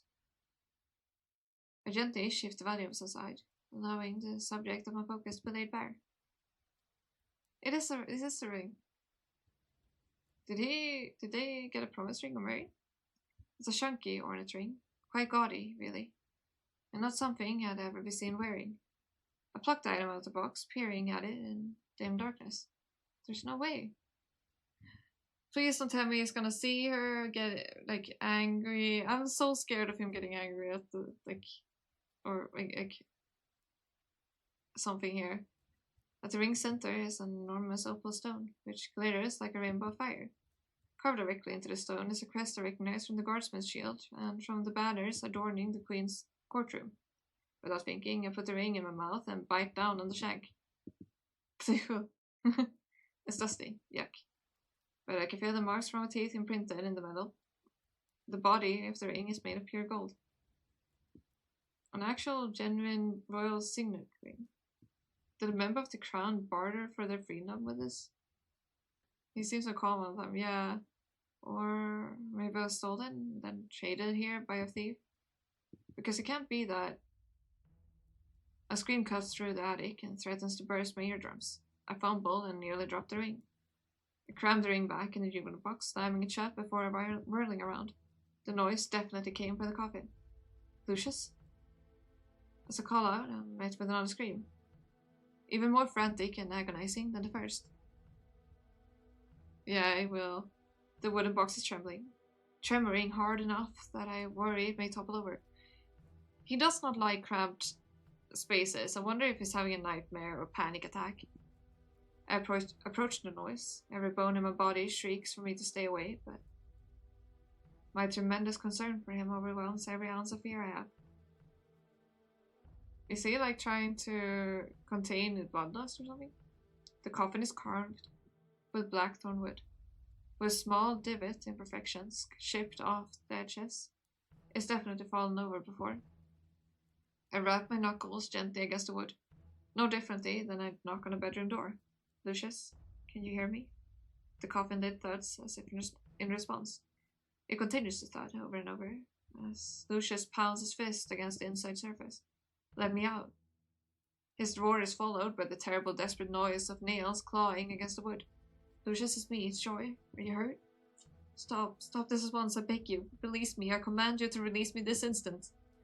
Okay, let's set you out. The fact that it's not yet sundown makes me uneasy, but Lucius is clearly in distress. Even if he comes out early, he can stay in the shade. I hastily run my hands along the side of the coffin lid and pull. It doesn't budge, as if it's been nailed shut. Try to wrench it open from the opposite side. The coffin continues to hold fast as Lucius screams and thrashes in its confines.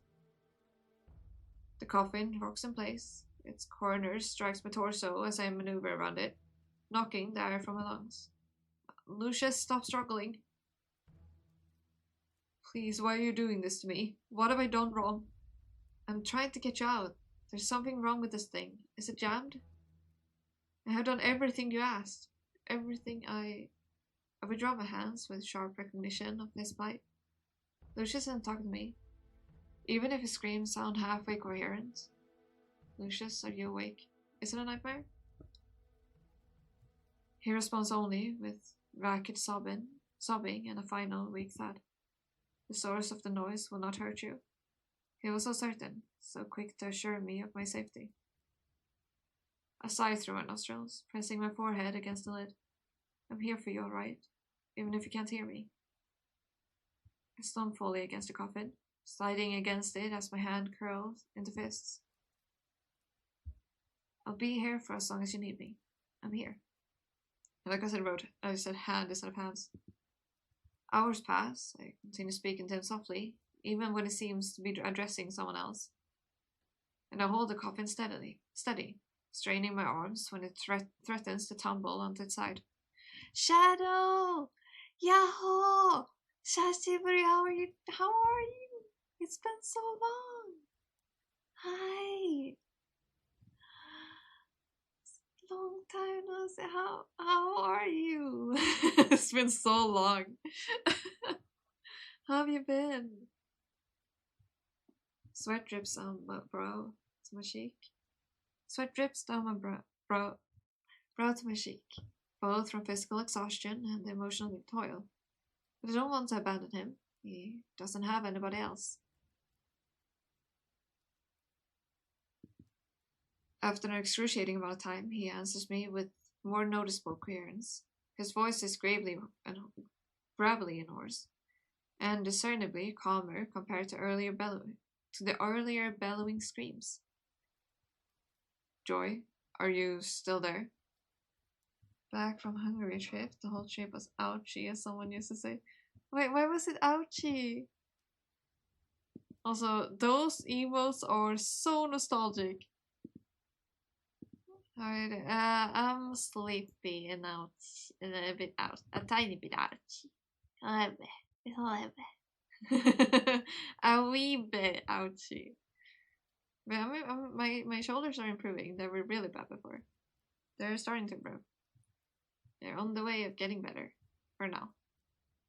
They were one was hit. One escaped the socket of it. It didn't want to stay. Joy, are you still there?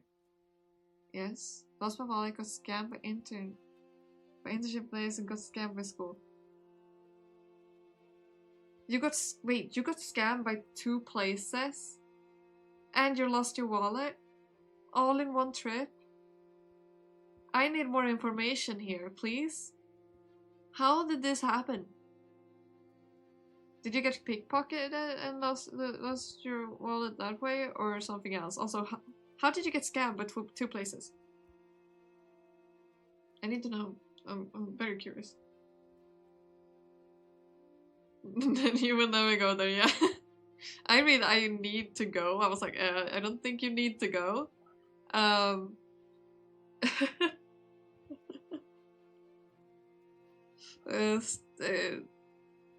Also, not first. Let's go, Shadow.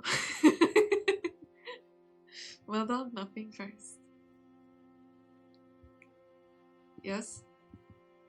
The sun has gone down, hasn't it? Yes, at last. Lucius makes a small, curt noise of acknowledgement before he clears his throat. With a hollow, wooden groan, the lid of the coffin begins to give way. Through the sliver of an opening, I catch a glimpse of a torn velvet bedding and deep gorges in the wood. The lid hangs aloft, barely ajar until Lucius's long fingers curl around the frame. He pushes it with visible effort, getting it to just open enough to squeeze himself through. I scurry backward and make room as Lucius staggers out, shoulders slumped and steps uneven. Not with no shadow experience there, yeah. How did it end up? I need to know, Shadow, please. I need information. I'm equally as curious as I've always been. My curiosity has not waned. Over a long, long time.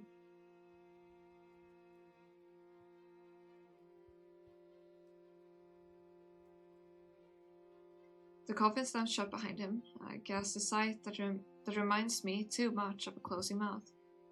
Lucius raises his chin briefly, staring down at me with darting, disbelieving eyes, before he sags to the ground. I rush to his side, propping his back against the coffin. I'm sure it's the last thing he wants to touch, but it's the nearest solid surface. Lucius heaves a great, dejected sigh as head lolls back against the lid. Okay, let me read this.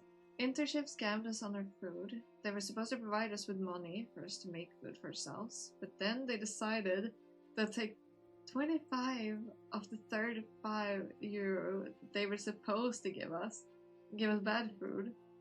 So we were supposed to make like 1800, but ended up with 500. School said it tried to fix it, but overall they just told us to deal with it. They literally just went, deal with it, bro.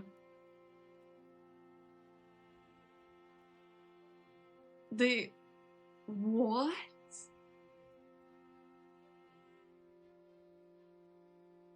So not only did they take your money, they also gave you bad food instead. Didn't get your money back. Or like fakes or anything. They just said deal with it. And also most likely you got your wallet pickpocketed. Most like probably. Have you gotten it back or anything? Like, dude, what happened with the wallet situation? Got some cool photos of mountains. I wish I could see them, but at least you see the good in the whole trip. At least you see the one upside of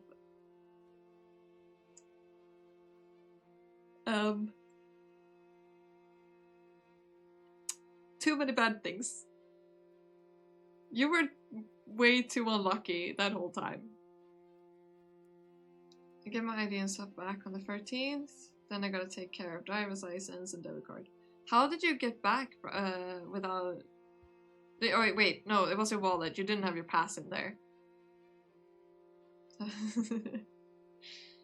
Lucius heaves a great ejected sigh as his head rolls back against the lid. It can't be opened until the sun is gone. Curses are obnoxiously specific, airtight, much like the coffin itself. Though there are times I have woken up, spilled out the damn thing, because it rolled onto its side. Although he's panting and barely catching his breath, he can't quite keep his absurd commentary to himself. I should thank you for keeping it steady tonight, I presume. You're ridiculous. You go through this every single night? Are you hurt? It feels like just yesterday when you were suggesting I've been amputated at the elbow and then miraculously healed from it with my mighty vampire powers. Go to my country's embassy in that country and pay 50 for a paper that lets me travel. So you basically needed to like get the permit. Yeah, I know what you're about to comment about, I think. How did you end up paying for it then? Because they stole, like, you didn't have your wallet. Or were you able to pay for it by, like, a phone app or something? We have that in Sweden, so maybe? Also, yeah, I went through with it. After saying for more than a year probably at this point that I would not go through with it because of ads. And I'm already... Well, I already want to kill the ads. I already want to kill... Like, I want to kill them from day one. They're already messing up things. Like, messing with people. I hate it. I hate the ads. Also, gotta dehydrate. Thank you for the dehydrate. Thank you, thank you. Oh! Swedbank, yeah. That's the bank I went to. Adblock and everything. Oh, did Adblock save you? Let's go! Hell yeah! Thank you, Adblock. Thank you, thank you. Praying for, like, being very... I'm literally holding my hands together, like, thank you, Adblock. I hate that people get, like, destroyed by ads. It's just stupid.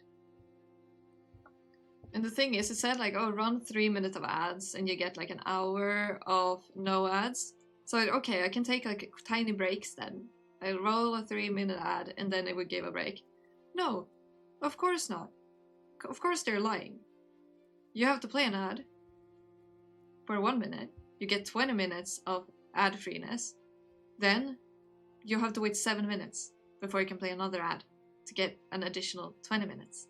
Meaning, you have to play an ad every 20 minutes or something. Yeah, no. No, thank you. I hate that. I despise that. What's the logic here? Excuse me? But yeah, affiliate. I went through with it. So now you can say that you're not first, as you did earlier. And there's emotes. And I'm gonna add like 2 years. We give head pats and pray for adblock. We love adblock. It feels like just yesterday when I read that. Demons are cute. Yeah. I found ones that matched the avatar I use. I don't have the thing, but if I press on you, I think it says, actually. You have followed me since October 14th, 2023. So you've been following me for 2 years now. Or 1.5 to 2 years, I guess. I don't know how to add the follow which command. I'm sorry. You'll have to teach me. Yeah, it's been a while, hasn't it? It's been a long ride, hasn't it, Shadow? Alright, there was something I was going to do. There was something I was meaning to do. Let me do this real quick before I continue. This is important. Right? I was meaning to do a certain something. And it has to be done right now. This is the perfect timing for it.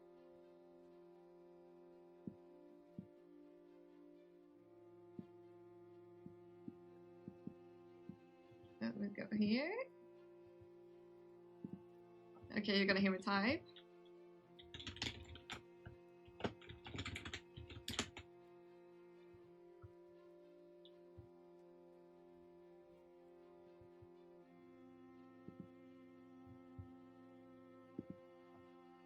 There we go. Okay, Shadow, write in chat. All I remember was being embarrassed of you being better at Apex than me in a span of like 2 months. I was never good at Apex. I'm still very bad at Apex, trust me. You can see my bad performance from the other day if you look at my mods.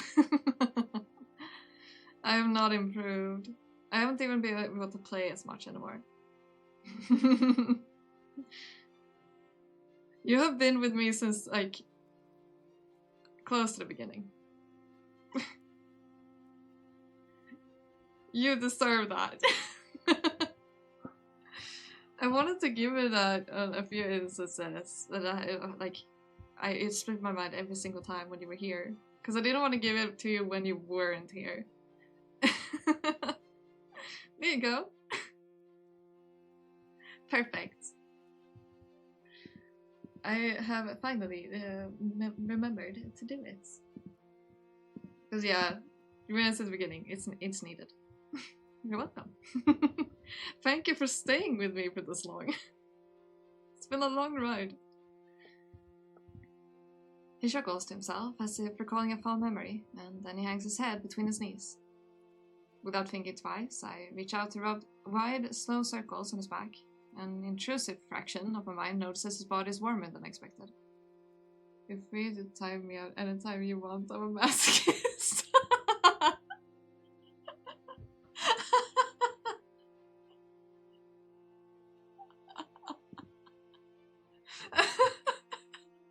I wasn't expecting that one. You're allowed to give me like 1 second timeouts, like randomly, for the fun of it. Don't tempt me. It was like 1 second timeouts out of nowhere. Oh, that's funny. I don't think Shadow minds. He wouldn't have said it otherwise. You'll have to come by more often, Shadow. We're happy seeing you here. Take your time. It bothers me that you're deflecting with humor, but we're a pair of pots and kettles, I suppose. Oh, but the pot could have capitalized on the opportunity to stab the kettle through the coffin. My hand stops, resting on his shoulder blade. Is that a request? No, don't answer that. I wasn't going to. It didn't even occur to me, which is, if I wanted to stab you, I would have done it weeks ago. How many times have you been stabbed? Before he can answer, I turn to look at the coffin with new eyes. An innumerable amount of thin, discolored lines streak across its surface, particularly around the head and the middle of the box. I thought they were wood veins at first, but as I leaned closer, I realized they're incisions. Slits that have since been filled and stained. Some of them have the approximate width of a longsword. Then I can learn that, yeah, Shadow, Tiffany will use you as a test rabbit. A test bunny? 600 seconds!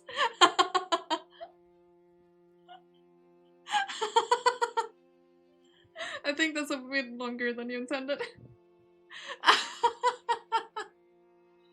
Just 600 seconds, you know? Oops.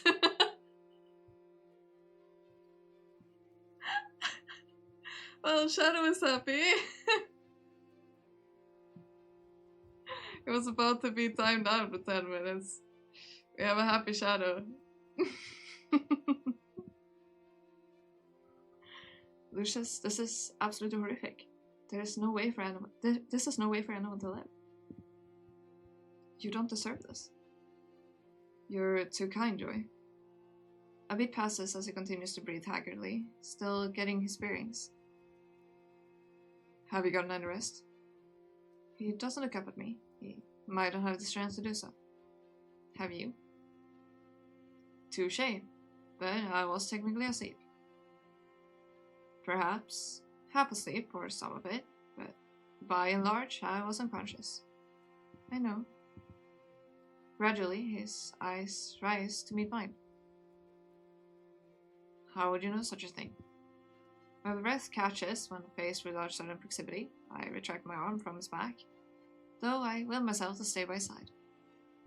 That's the way to do it. You did it! Let's go! Like we've deleted his message. The message is deleted. I don't know if there's any way to actually undelete messages. Now I'm curious. I don't think there is.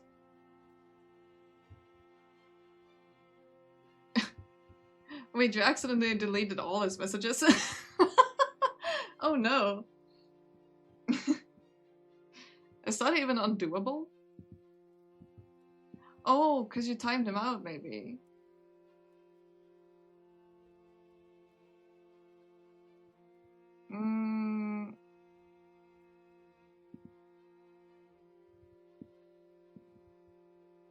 I wonder.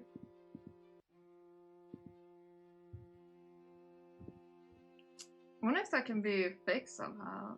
Like, can they be the lead of that be I wonder. It's okay, you don't have to apologize. We're learning things here. He did ask for it too. Can't forget that. He did ask for it. Let me check if I can do something about that. I don't think I can though.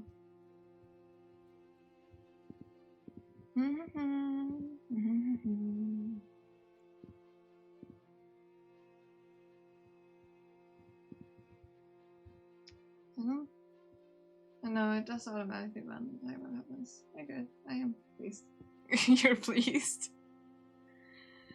Your messages are going to be lost in time though. That's so sad, isn't it? I like how one of your last messages, by the way, was loot goblin sounds. Just gotta say that here. Like, one of your most recent messages was loot goblin sounds. Because I can see what things you've been done in here. Oh, that's great. Yeah, I don't think there's any way I can undo that. I'll take a look at that. I'm kind of curious if there's any way to do it. It's just, we normally keep such a civil distance from each other. I never even sat next to him until tonight. When I perform my songs for him, I am the act and he's my audience. There's an invisible wall that separates us based on our differing status, the entertainer and the entertained. Here and now, I feel as though the wall has begun to crumble. You must think of me a terrible housemate for screaming all day. No, not at all. Sorry, I'm tired. I bump my shoulder against his, my fingers fidget and lace together in my lap. An absent-minded little distraction that provides me a small measure of comfort. I remember what it was like. I used to get night terrors when I was a girl. Did you know? At the orphanage? Nightingale Gardens? Yes, and it was the worst place to get night terrors. Half the matrons thought I was possessed. The other half thought I was being intentionally, maliciously disobedient. I can imagine. It was usually some recurring nightmares about rats, too. Which was the worst? I still get them sometimes. If you don't mind me asking, what do you dream about? Do you remember? I don't know what I'd call... I don't know that I'd call it a dream. It's more akin to reliving a memory. The memory of when I was first exiled here. He taps the surface of his coffin with the back of his knuckles. My surroundings in there look roughly the same. No matter the time period, I'm sure it contributes to my confusion. I've become convinced that this Lucius looks at me, his eyes full of meaning that I can't quite decipher. Said so. He did. This is a dream, and the inside of the coffin is my reality. Is there anything I can do? Can I get you something? Where do you keep your wine? I shift to stand, but Lucius catches my hand before I'm fully upright. Stay. He blinks rapidly and then drops his gaze to the floor. As if he's uncertain and surprised at himself, but he does not let go. His hand around mine is gentle and apprehensive. Please stay seated. Stay with me a while longer. Acquiescing without difficulty, I lower myself onto my knees. He seems to breathe more easily when I'm by his side. We stare out at the expansive glass window for a time, content to be quiet together. Of course, Lucius doesn't like to remain quiet for long. You know, I may feel better if you regale me with more miserable tales from your childhood. I wrinkle my nose at him and wag his shoulder with the back of my hand. He flinches, but I can feel his body quaking with quiet laughter. I'm serious. You mentioned something about rats? Why would they plague your dreams so? I'm afraid of them. They seem to have taken it upon themselves to haunt me. Although this state has been marvelously rat-free. Yes, they'd have to try quite hard to cross the moat. Is there a story behind this fear of yours? Did you lose your parents to a drove of rats? I don't remember enough of my infancy to say either way. My earliest memories were nightingale gardens. Although there was this one time. I cut myself off with a snicker, which makes Lucius tilt his head at me with a wry, curious smile. A wordless request for me to finish my thoughts. Forgive me, it's just the stupidest thing. There was a time when food was going missing from the kitchens. The matrons gathered us up and announced that we had a rat infestation. I was upset by this news, to say the least. I nearly stopped eating. Worried I'd find a hair or a whisker in my meal, or worse. I shudder for comical effect. When Lucius pats my hand encouragingly, I shoot him a small, grateful smile. I was just so frightened whenever I saw those beady little eyes. Or that flick of a tail into a crevice. It haunted every moment of my little life, day and night. I'm fairly sure that's when the nightmares began. I'd wake the whole orphanage just shrieking, and apparently I'd even lashed out at the matrons with swinging fists. But I wasn't awake, not really. I'd remember some of my outbursts, but I couldn't tell what was real. They talked about getting rid of me then. It was even more terrifying and confusing than the night terrors. They discussed my fate right in front of me like I wasn't even there. That's so mean. That's so dark, so horrible. Dang. Lucius doesn't say a thing, but he watches me with furrowed brows. Are you sure my miserable childhood tales are making you feel better, Lucius? No, but tell me anyway. What made your night terrors go away? Oh, that's the stupidest part of the story. I didn't know Ophelia very well back then. I knew she was the picture-perfect angel of Nightingale Gardens, and I knew she was beautiful. But I was much too shy to speak to her, until one day... The guy's staring at my soul. He is staring at you. You gotta be careful or else he might haunt you. We'll keep you safe though. Yeah! Tiffany caught her first bot today. I'm so proud. She did a wonderful job at exterminating a bot. You should have seen it. It was amazing. The bot has been eliminated. She yanked me by the arm and pulled me aside, dragged me all the way into the cellar where we couldn't be seen, couldn't be overheard. Of course, this was very upsetting for me as well. Cellars are notoriously full of rats. She searched me fiercely, eyes ablaze, and she shook me so hard I was nearly dizzy. "Stop screaming every night," she said. "There are no rats in the kitchen." I just sobbed and wailed in her arms. I didn't believe her. And I didn't like getting yelled at. I mean, how could she try to lie to me like that, right? It wasn't unreasonable for me to really be afraid. I was just a little girl. God, she was so frustrated with me. She groaned through gritted teeth and insisted there was absolutely no rats. And that's when she told me she made it all up.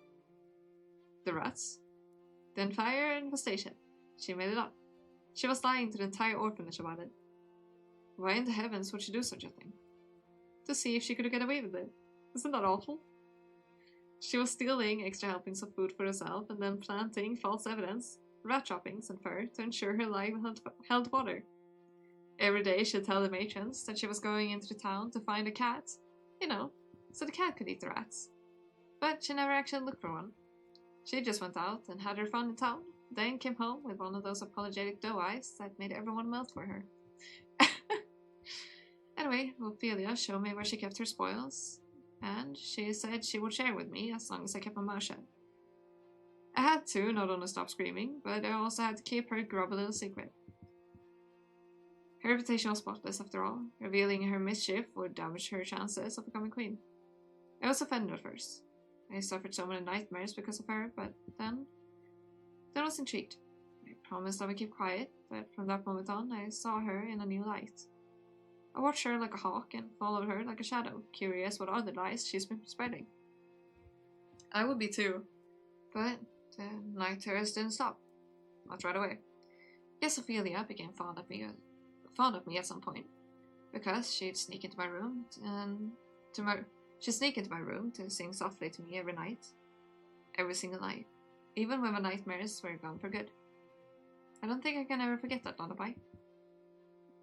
May I hear it, Joy? The knot at the pit of my stomach returns, twisting and aching. No, I can't. So in the corner of my eye, I noticed a blotch of ink on my lap. I rub at it absent-mindedly, smudging it with my thumb. Oh, gotta dehydrate. Thank you for the dehydrate.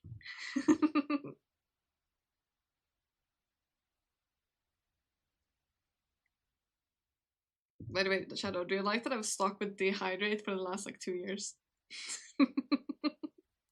I have not stopped with a dehydrate. I've got to dehydrate and all. And said, well, gosh darn it, I will. Okay. Posture has been fixed. It's iconic. Hell yeah! The inside joke will never disappear.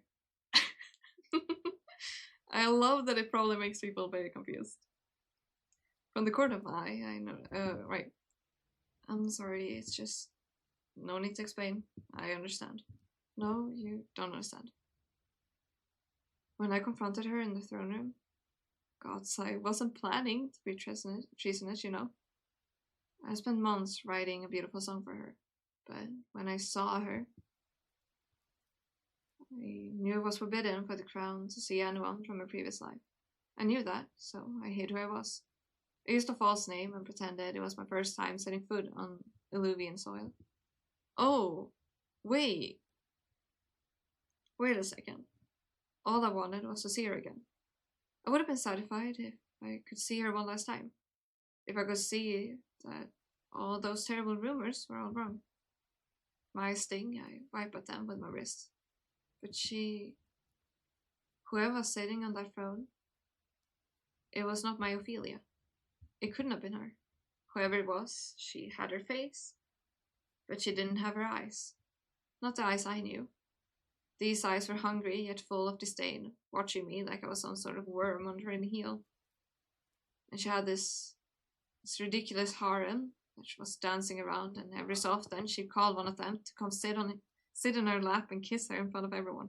What? It didn't make sense. Ophelia didn't like anybody. Just to make sure, I started making small talk. Something to introduce the song. I asked if there were any rats in the royal kitchen, and she just scoffed at me and told me it was a repulsive thing to suggest. She told me to be silent, that she didn't want to hear another word unless I was going to play my song.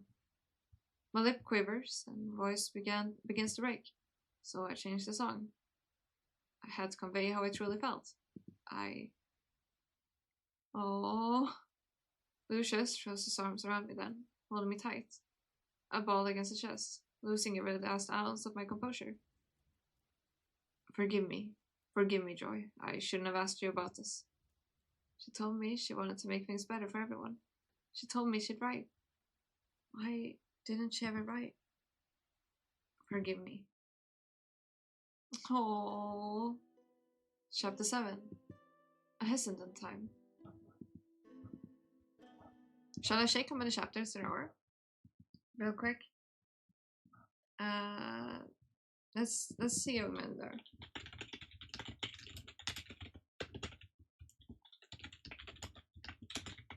How many chapters?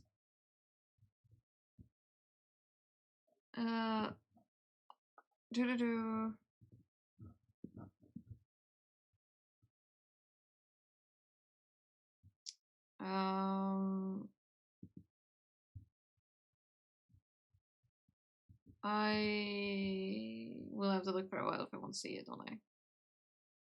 Okay, I don't have the... I'm not gonna waste time on that. We shall see. Who's the person who came up with this more? Yeah, truly. Oh, Shadow, you should have seen the previous 2 visual novels I read. They were so good. Like, one of the writings was phenomenal, and the other one was also so good. And it made me, I genuinely cried on stream twice. Because it was so sad. Couldn't have cried. I cried myself into stupor. The next thing I knew, I was sitting in my bed with red, swollen eyelids and a throbbing headache. I have vague memories of Lucius carrying me to my room, grunting unhappily when he had to wedge his way in. I really need to stop pushing my bed against the door.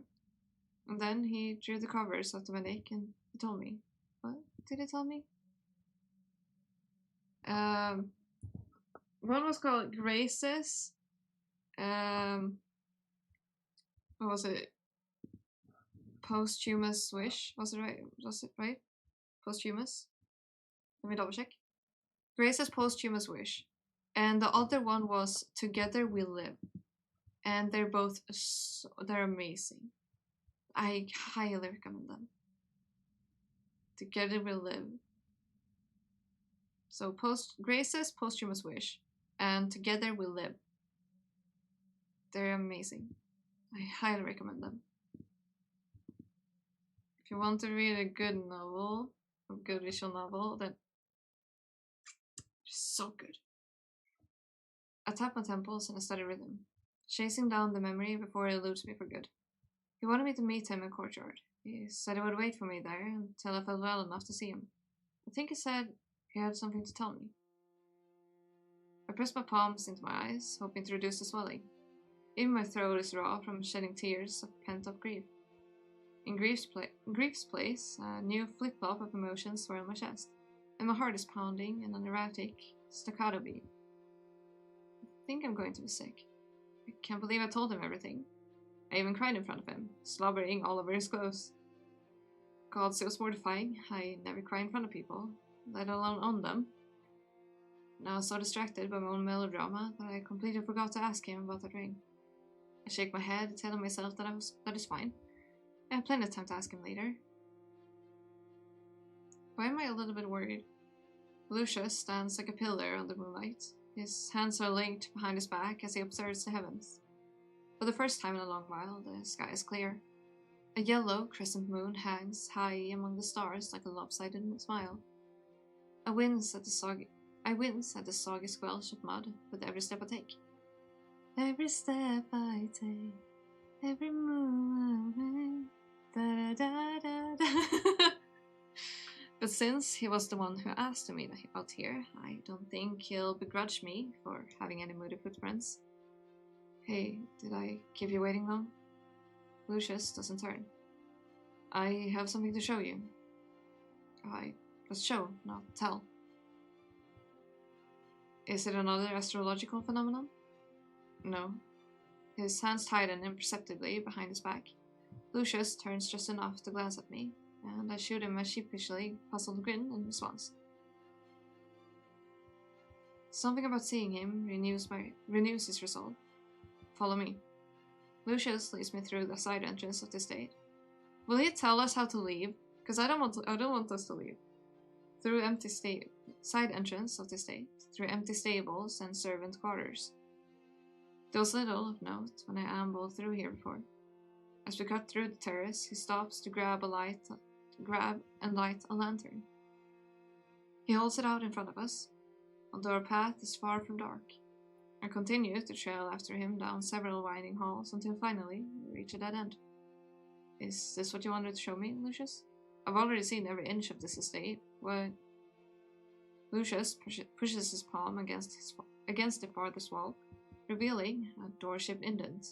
He leans his weight into it until it gives way, unveiling a dark passageway and a small staircase leading down. Lucius extends a hand to me with a sideways smile. Coming. I take his hand with a touch of hesitation. His skin is cool from the night air. I don't want to climb any more stairs after this. Lucius laughs and pulls me a step closer. You won't have to. I can promise you that. An ambitious promise. This is the moment where you're luring me to my doom at last, yes? You're finally going to drink my blood and reduce me into a withered corpse? Yes, I prepared a wonderful marinade of citrus, olive oil, and green pepper to baste you in downstairs. Really? No. Really now? No. He leads me down an old, cavernous path that expands in size the deeper we go in. The lantern sways from Lucius' grasp with each step, casting a pallid glow on our surroundings. And I'll see why he grabbed it. It soon becomes our only source of illumination. A squint when the light catches against an irregular surface. The sides of this path have been piled with broken and non-essential objects. Table legs, ripped cushions, and even some weapons. This is 3 to 4 hours long. Yeah. We shall see then. That's the cabinet I broke on the first night here, isn't it? I was wondering where it went. And are those wine barrels? Yes, and yes. I used underground as a storage room. So this is where you've been hiding all your ladders and buckets and wine. Hiding? Not at all. I just like to keep things tidy. Although, his hand tightens around mine. I do try to withhold the ladder from my guests at the beginning of their stay. The number of people who have tried to brave the moat and drowned in the attempt, I didn't want the same thing to happen to you. 'Cause you would have missed my music. I would have missed you. I wouldn't have been able to help you, Joy. His voice is stern, with a harder edge than I expected. If something happened to you in the boat, if you were unable to breach the water as I am, I would only have been able to watch. I do not want to see you suffer. It has 3 endings. Oh. I wonder what ending will... Please don't tell me there's a sad ending. We've had enough of sad stuff now. We don't want the sad ending. We want a happy ending. Give us happiness. Please. The sheer weight behind his words makes me hold my tongue. Despite the temptation to make a flippant comment about my inability to swim, the ground begins to shift from solid rock to loosely packed dirt that turns and scuffs underfoot. Soon the path slopes, and the air becomes heavy and damp. I find myself taking deeper breaths, which only magnifies my growing apprehension. Lucius lets go of my hand as we reach a steep precipice. My fingers curl inward, already aching from the absence of his touch. Happy end of this time, please and thank you. Yeah. Lucius, where have you taken me? What is this place? Nailed into the precipice with wooden stakes, a long rope ladder extends further into the dark abyss. The opening becomes narrower below, but the structure of the passage seems secure and dry. No sign of water droplets leaking through from the moat. I catch Lucius trying to hide a grimace when he kneels to inspect the strength of the rope. Deep beneath the earth as we are, we must be standing in the lowest part of the estate. Being this far from the coffin must be straining for him. Guess we'll see if there is a sad ending. Yeah, I don't want it to be though. Also, is he trying to let us, help us leave? I don't want that. When Queen Hildegard banished me, when she sealed me in that blasted coffin, she ordered her soldiers to put me somewhere around here. Originally, this was an enclosed wine cellar attached to the estate, where my exile began, and where I first awoke. We removed the wine, of course, before we began the excavation. Excavation? I told you before that I had motley crew working on a way out. There were 5 of them, including Gillian. They dug for months under my supervision.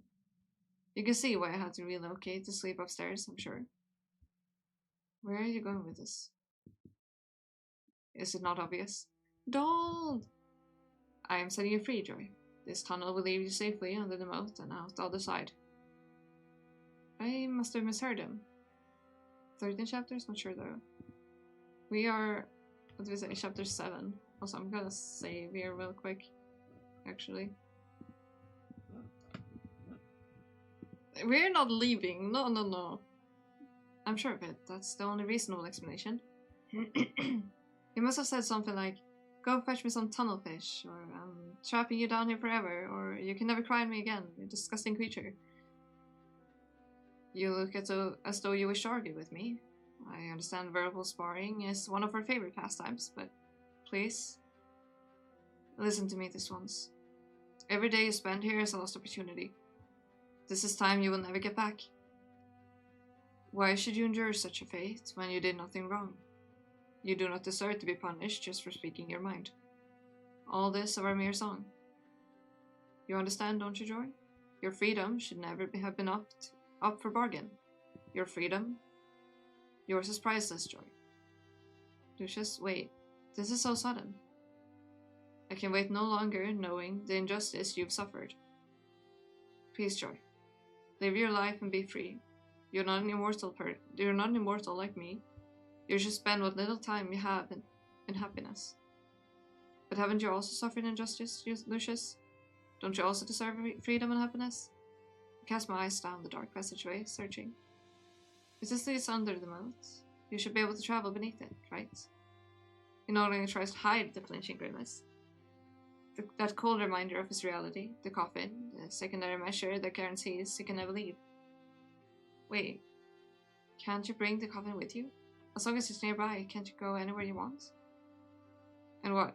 Carry it all the way through miles of tunnels and woods, stopping each day to clamber in and howl through the night of terrors, terrifying the local wildlife. Then eventually, when we do reach civilization, you will gain a name as the woman who travels with a possessed coffin. We'll both be social pariahs then, won't we?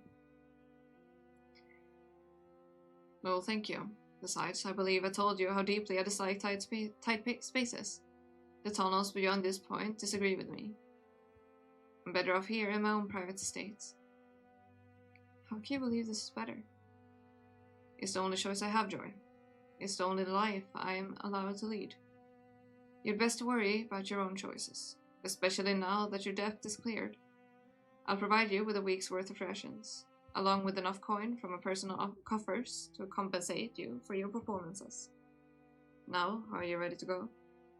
Ridiculously, my eyes are swimming with tears again, despite my best attempts to blink them back and wipe them away. What will I choose? We get to choose! We get to choose! We can stay! We can stay! I'm so excited about it. We're staying. I don't even care. I'm ready to go. I won't leave you. Hell, we're not leaving. You can't make me go, Lucius. I refuse to abandon you. It's a hard way to put this, but he has a point with coffin. Doesn't mean he has to send her away. Yeah, I know. I agree with the the coffin thing. Unless they manage to build something with like plywood that is like extremely, like, make it very like narrow and practical. But he's scared of tight spaces. This seems to be quite big dude. That would be difficult. We're staying, guys. We're staying. Yay! Joy, please. You must see reason. I have explained why I cannot go with you. Then I'm staying here. I don't intend to leave your side, Lucius. Not now, not ever. Lucius recoils from me as though it suffered a physical blow. How could you say such a thing? You have no future here. I do have a future. It's not as if I'm going to drop dead on the spot after deciding to stay. See? I still draw breath. That's not what I meant, and you know it. You know as well as I do that there's little to do and the food is lacking. On top of that, every 2 years. I risk dying at the hands of a hypothetical brigand. Lucius, it's no different from the world outside. The roads were dangerous even when I travelled with an entire caravan. He's a tsundere. Yeah, he's a complete tsundere, honestly. I've also been forced to take lives in order to defend myself. By the way, so don't even try to bellyache about being too monstrous to associate with me. I wasn't going to. Let me finish. I hold up my chin and meet his gaze dead on, much like when I performed in front of the Queen's Court. You told me before that you would respect my right to choose. I dearly hope that has not changed. I know that our arrangement began from a place of punishment and debt, but as I spent time here and got to know you, I have begun to feel differently about my situation. You're right that my time is precious. I intend to spend it in a place that has brought me the most joy I've ever felt. I don't care about food or amenities. Lucius, I'll eat your disgusting fish every single day if that's what it takes to be with you. To be with me? I clasped my hand over my mouth. She didn't realize herself. My own words sink in further as Lucius echoes them. And I realized with mild frustration that they were true to their core. Nothing is more important than being here for him. Somewhere beneath the surface, I've already known that my budding feelings for Lucius amounted to more than mere loneliness. I convinced myself that I was fine with being a companionless traveling bard. Yet, now it hurts to be away from him when the sun rises. How much deeper would that knife cut if I leave him now? I've seldom been in love. I'm not confident I'd recognize it even if it slapped me across the face. But this feeling I have when I look at him now, gods, I hate how honest I've had to be now that I'm in close, frequent proximity to someone I actually like. My voice shakes, though I try my best to get my bearings. I've come to care about you a great deal, Lucius. Can't you tell? We live in a cold, wicked world. You know as well as I do that sending me back to it would not guarantee my safety. There's bandits and wild animals, shipwrecks and desert heat. I'm grateful that I've survived my fair share of adversity just long enough to meet someone like you. Being here is the closest I've ever felt to having a home. I don't have much of a life to return to outside this estate. Maybe I won't rot here for the remainder of my brief and miserable existence. I want to discover what else we have in common, and I want to learn more about you. Would you deprive me of that? That is conflicting emotions for Cross's features. I can tell he's tempted to give in, but he's just as strongly compelled to battle this to the bitter end. This is precisely part of the problem.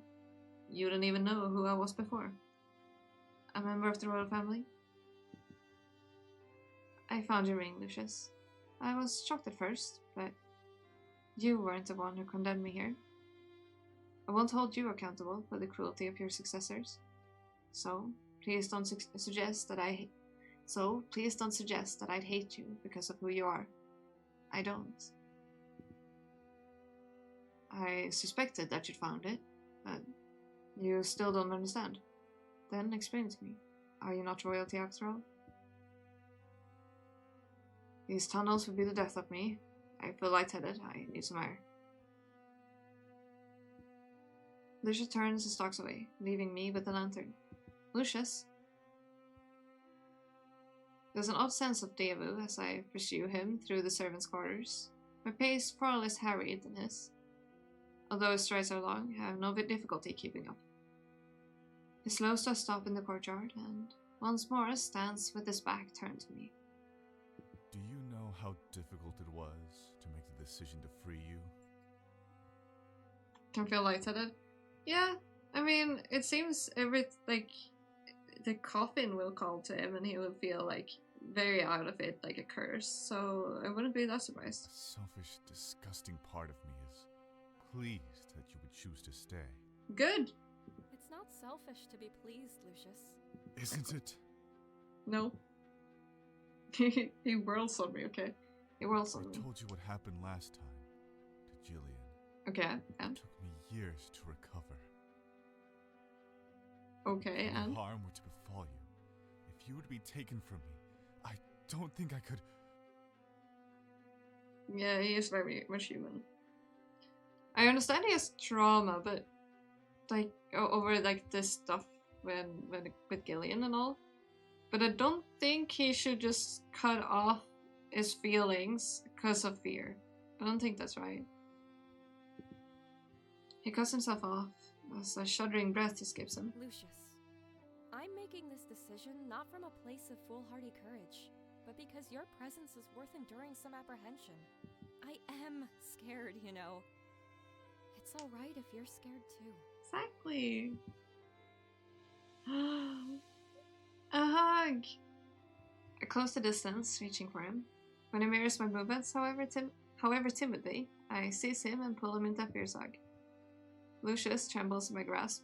His fingers sting in small crevices at the clothes on my back. I can't promise I'll live forever, Lucius. No one can promise it. Not even you.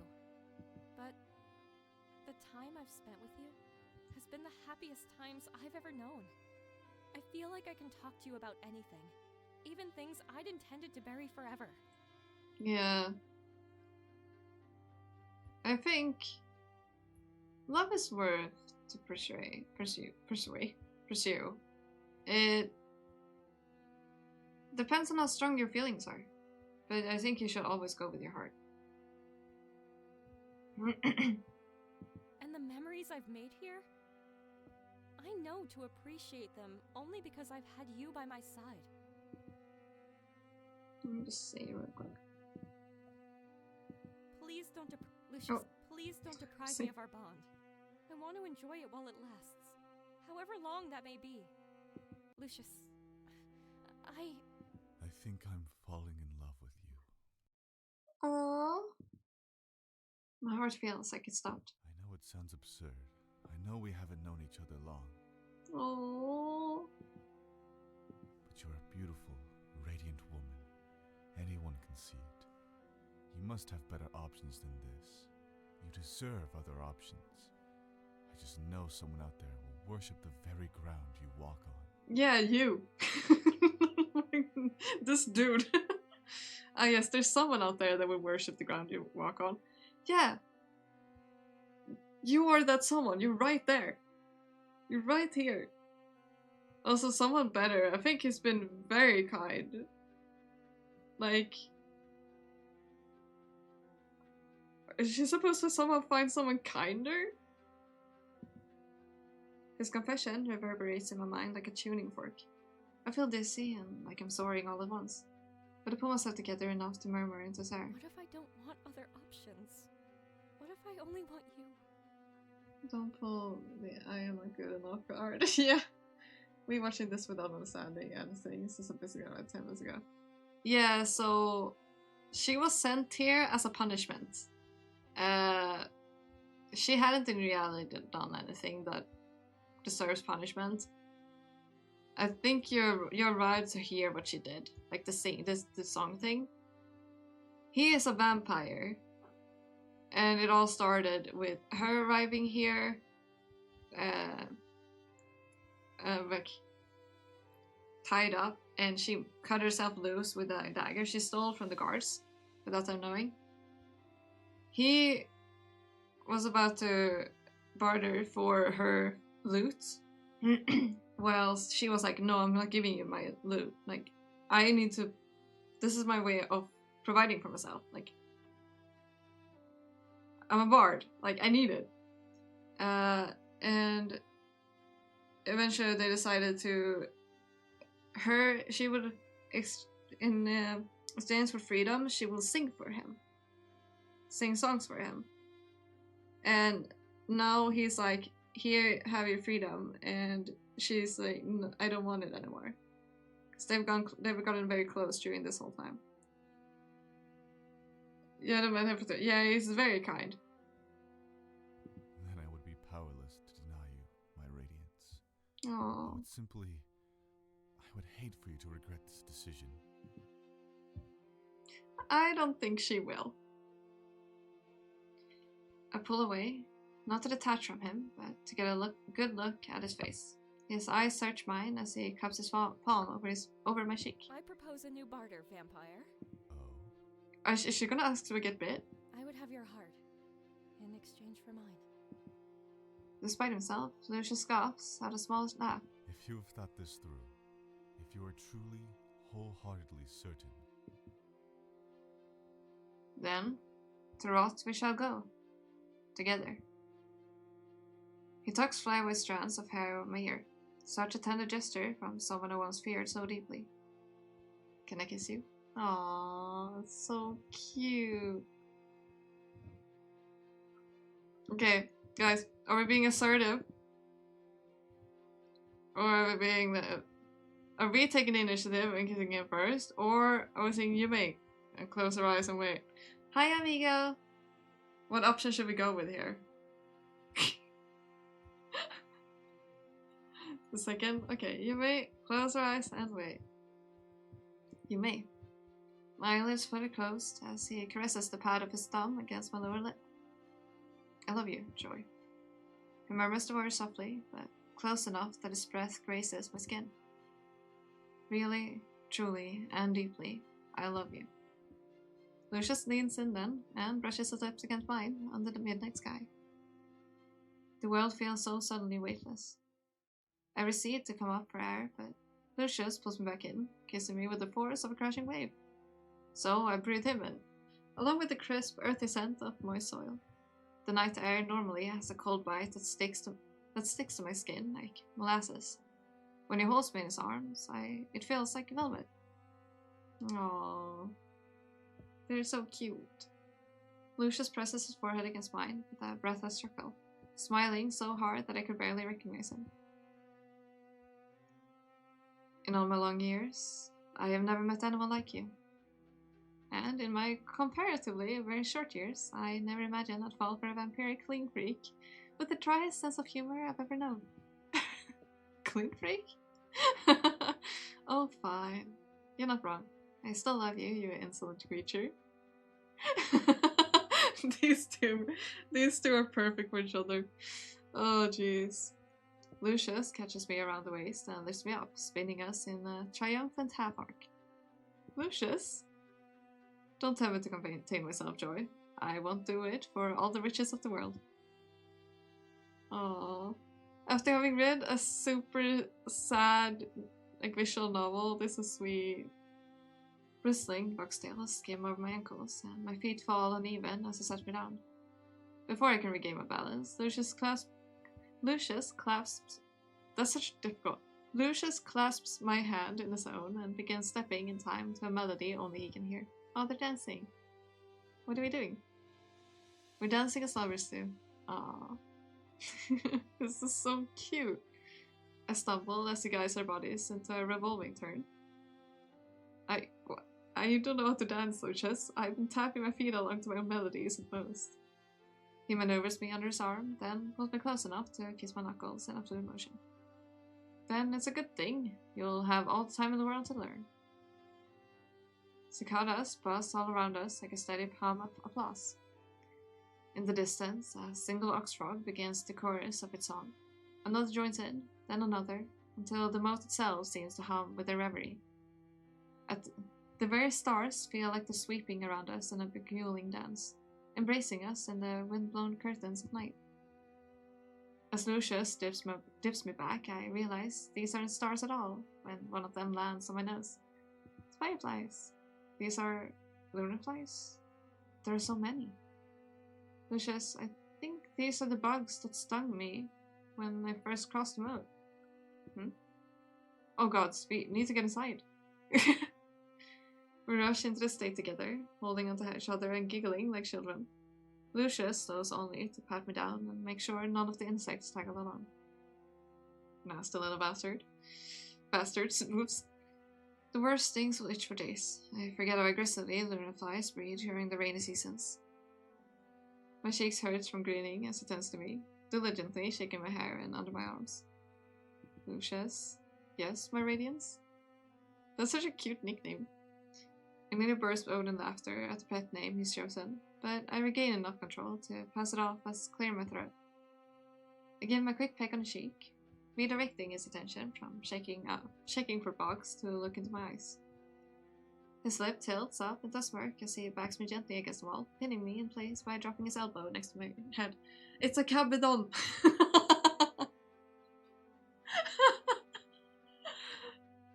Yeah, it's so sweet. You keep me in suspense, Joy. What is it? Oh, you've made it difficult to speak my mind. I enjoy challenging you. Right. Okay, look. Before we go any further, I think there are a few more things we should discuss. Lucius dips his head down and begins to kiss my neck. Lucius? Yeah, this is very different from the other things we've read that have had us crying. No, I do actually agree with you. We should set some expectations. He pulls away on a slightly, a meager show of mercy. For example, he draws a line from my neck to my collarbone, sending a needly shiver down my spine. How do you feel about biting? Particularly the kind that would turn you into a creature of the night. Oh. Despite Lucius's easy demeanor, I know this isn't a decision I should make lightly. Turning into a vampire would be a tremendous change. Is it worth it, in exchange for the promise of forever? This is what I was thinking would happen. We get to choose! It's our decision! Okay, I'm very interested in giving to become a vampire. Biting would be hot, although I don't want to turn. Please don't bite me. This is funny. Biting would be hot. I don't want to turn though. Let's turn into a vampire. Let's do it. We have to. I'm very interested. There's an indisputable appeal. Yeah, we have to. We can't not. To immortality and power, along with the chance to share an eternity with my new beloved. Lucius's expression of absolute enthrallment only serves to bolster my decision. Then, on a twilight eve of your choosing, it shall be done. Your wish will be my command whenever you are ready. The process may be painful at first, but I am certain you will emerge from it more radiant and powerful than ever. Now, what was it you wished to discuss with me before we consummate our relationship? I'm worried how far it will go because I don't want to go too far with this on stream. That would be bad. Scared. I'm scared. I hope not. I know this is a romance now, for sure, but like... Oh, gotta dehydrate. Thank you for the dehydrate.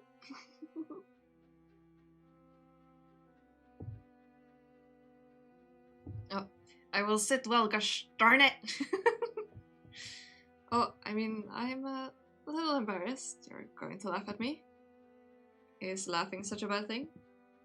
I was wondering if you were the first living king. The one who surrendered his crown to the heavens. His bellowing laughter reverberates against the very walls. I knew you'd laugh at me, you jerk. Forgive me. It's just... Joy, you may need to relearn your history. Illuvia's first king reigned from the dawn of civilization. If I were him, I would be very old indeed. My father's side of the family did claim to be descended from the man, but birth certificates can be so easily forged these days. I myself am no king. I was the heir for a time, but I never ascended to the throne. Which means you're a prince. I still am, if it pleases you. Yes, I am kind of still, if you want me to be. Lucius tilts his head, studying me as if a thought just occurred to him. You know, Joyce, you said once that I had no whimsical books in this estate, but I do have one of the subject of old myths around here somewhere. I should see about finding it. Are you familiar with the story of Hesiod jar? I think so. It's a box instead of a jar, some iterations, isn't it? The story involves someone opening a container, despite being warned not to touch it, and in doing so, they released all manner of curses upon mankind. You truly do know your stories. He caresses my cheeks absentmindedly. It is a tale that resonates with me for quite some time. I had a personal theory that there were two kinds of people in the world. The kind who prefers to live a blissful, unobtrusive existence, who would never risk those curses. And the ones curious enough to open the box, even knowing the consequences that would befall them. I'm fairly certain of the answer, but Joy, what manner of person do you think you are? Okay, so personally, I'm curious as hell. I am curious through and through. Like, I'm a curious human being. If I'm curious about something, I just won't let go of it. I'm like, please tell me. I need to know. Please. So, I'd rather be curious, even if it hurts at first. You know me, don't you? I have to see what's at the bottom of the jar. If I recall, despite its moral lesson of caution, the story has an optimistic ending. In the wake of the curses they unleashed, the main character peered just once more into the container. They discovered that hope remained. Though the released curses were irreversible, hope would temper their effects. So it turns out well, curiosity fine. Yeah, you never even know with curiosity, but curiosity is fun. The true moral of the story is, although some curiosity can be a curse, more curiosity may be the cure. So, given the choice, I have to open the jar. I would dig, I would rifle and root, and I would entangle every web I find until I see the things as they truly are. You would prefer to be curious rather than content? I think I cannot be content if I were forced to temper my curiosity. I see. I should have expected no less from a woman like you. Your relentless nature is one I've come to admire. It is coming from the vampire with an inhuman sense of restraint. I should be flattered. I nudge him, half expecting him to laugh and tease that he may have just let his restraint slip tonight. But Lucius looks surprisingly contemplative. There we go. Contemplative. Lucius, is something the matter? I reach up to touch his face, feeling his jaw work under my fingers. He turns just enough to sigh warmly into my palm. I don't remember the last time I felt such harrowing happiness. I worry this blissful rupture of ours will be short-lived. Need we worry about such things so soon? I kiss my hand, soft in reverence. I prefer to short out my worries sooner rather than later, Troy. There is something else I wish to share with you. Much like I have never told anyone about Gillian, this is a thought I never voiced out loud. I believe you're the only one who will understand. Who will help me understand. My eyelashes fluttered with wonder. It's no surprise that a centuries-old vampire has accumulated enough troubles to plague his thoughts, though I'm a bit exasperated at his timing.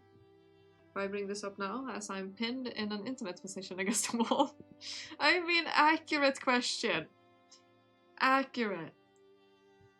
I'm eager to be helpful. What's on your mind?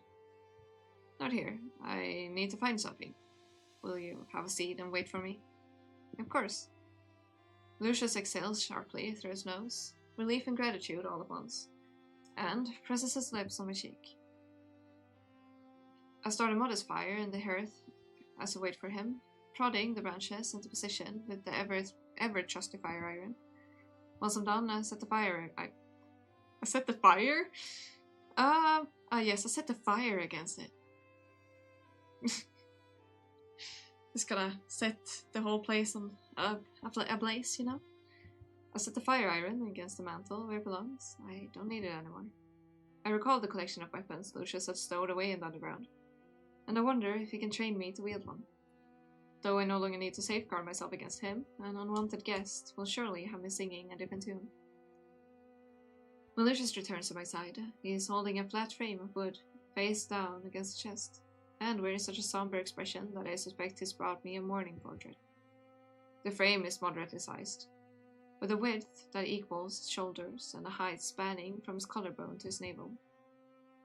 The wood is the same shade as blackthorn as his coffin, which in itself makes me uneasy. Joy, thank you for waiting. His eyes trail past me to stare at the massive ink stain at the center of the room.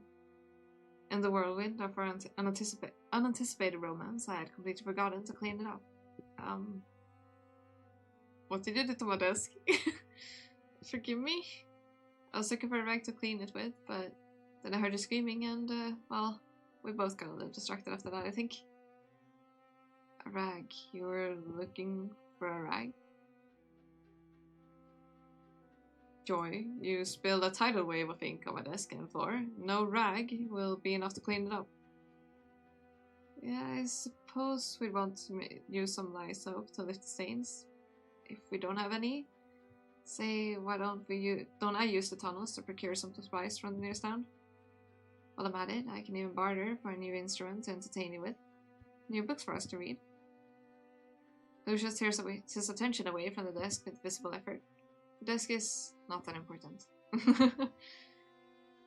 It clearly is important, Lucius. I'm truly sorry, and I want to make it up to you. He gives my shoulders an affectionate squeeze. You're good to me. You know, it never occurred to me that a guest can come and go freely using the tunnels. No one has ever used it to come back. Well, then it's a good thing I'm here to think out loud for you, The music stopped. The fear. The music stopped. Oh no. I coax Lucius to sit on his usual velvet chaise. As he slumps down beside me, firelight dances over the planes of his face. Worried, I'm worried. What did you want to share with me? Lucius sighs. He runs his hand over his scalp, breaking eye contact. Yeah, now it's getting serious. Why is it getting serious now? We don't want that. Buckle up. Yeah, everyone put on your seatbelts. You're gonna need them. Seatbelts on. Lucius sighs. He runs his hand over his scalp, breaking eye contact. I haven't been able to stop thinking about the events that led to my exile. For so long, I believed it was all unjust. What did I say? All unjust. That I was suffering an unfair fate. But ever since you've found that scrap of parchment? No. Ever since I've met you. You've encouraged me to reflect on myself, Joy, and I'm no longer certain of my innocence. Funny that he should mention innocence. I've recently begun questioning the very concept. Good things don't always come to virtuous people, just as evil doesn't always get punished. When the world itself is unjust, one's sense of innocence is not enough to guarantee their safety and freedom. Gods, just look at what happened to Gillian, murdered in cold blood for trusting in the goodness of this fellow man. We are not pure, faultless beings, Lucius. When we are placed in positions of suffering, we often need to become worse to survive. It is not strange to become blemished when we fall. You said it yourself that no one is perfect. I know. I knew you might say this, which is why I need you to see what I brought. I put the pieces of the portrait back together. Its edges are frayed and some parts are still missing, but he turns the frame size up.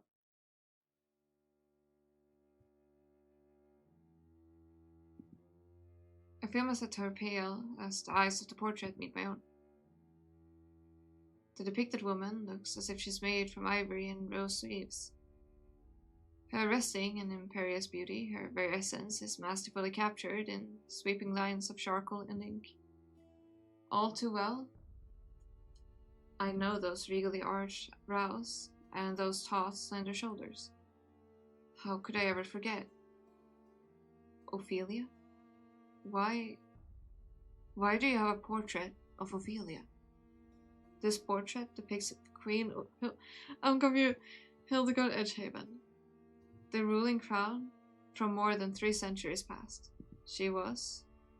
Lucius drops his gaze to the floor. She is my mother. Your mother? He told me he was a prince, but...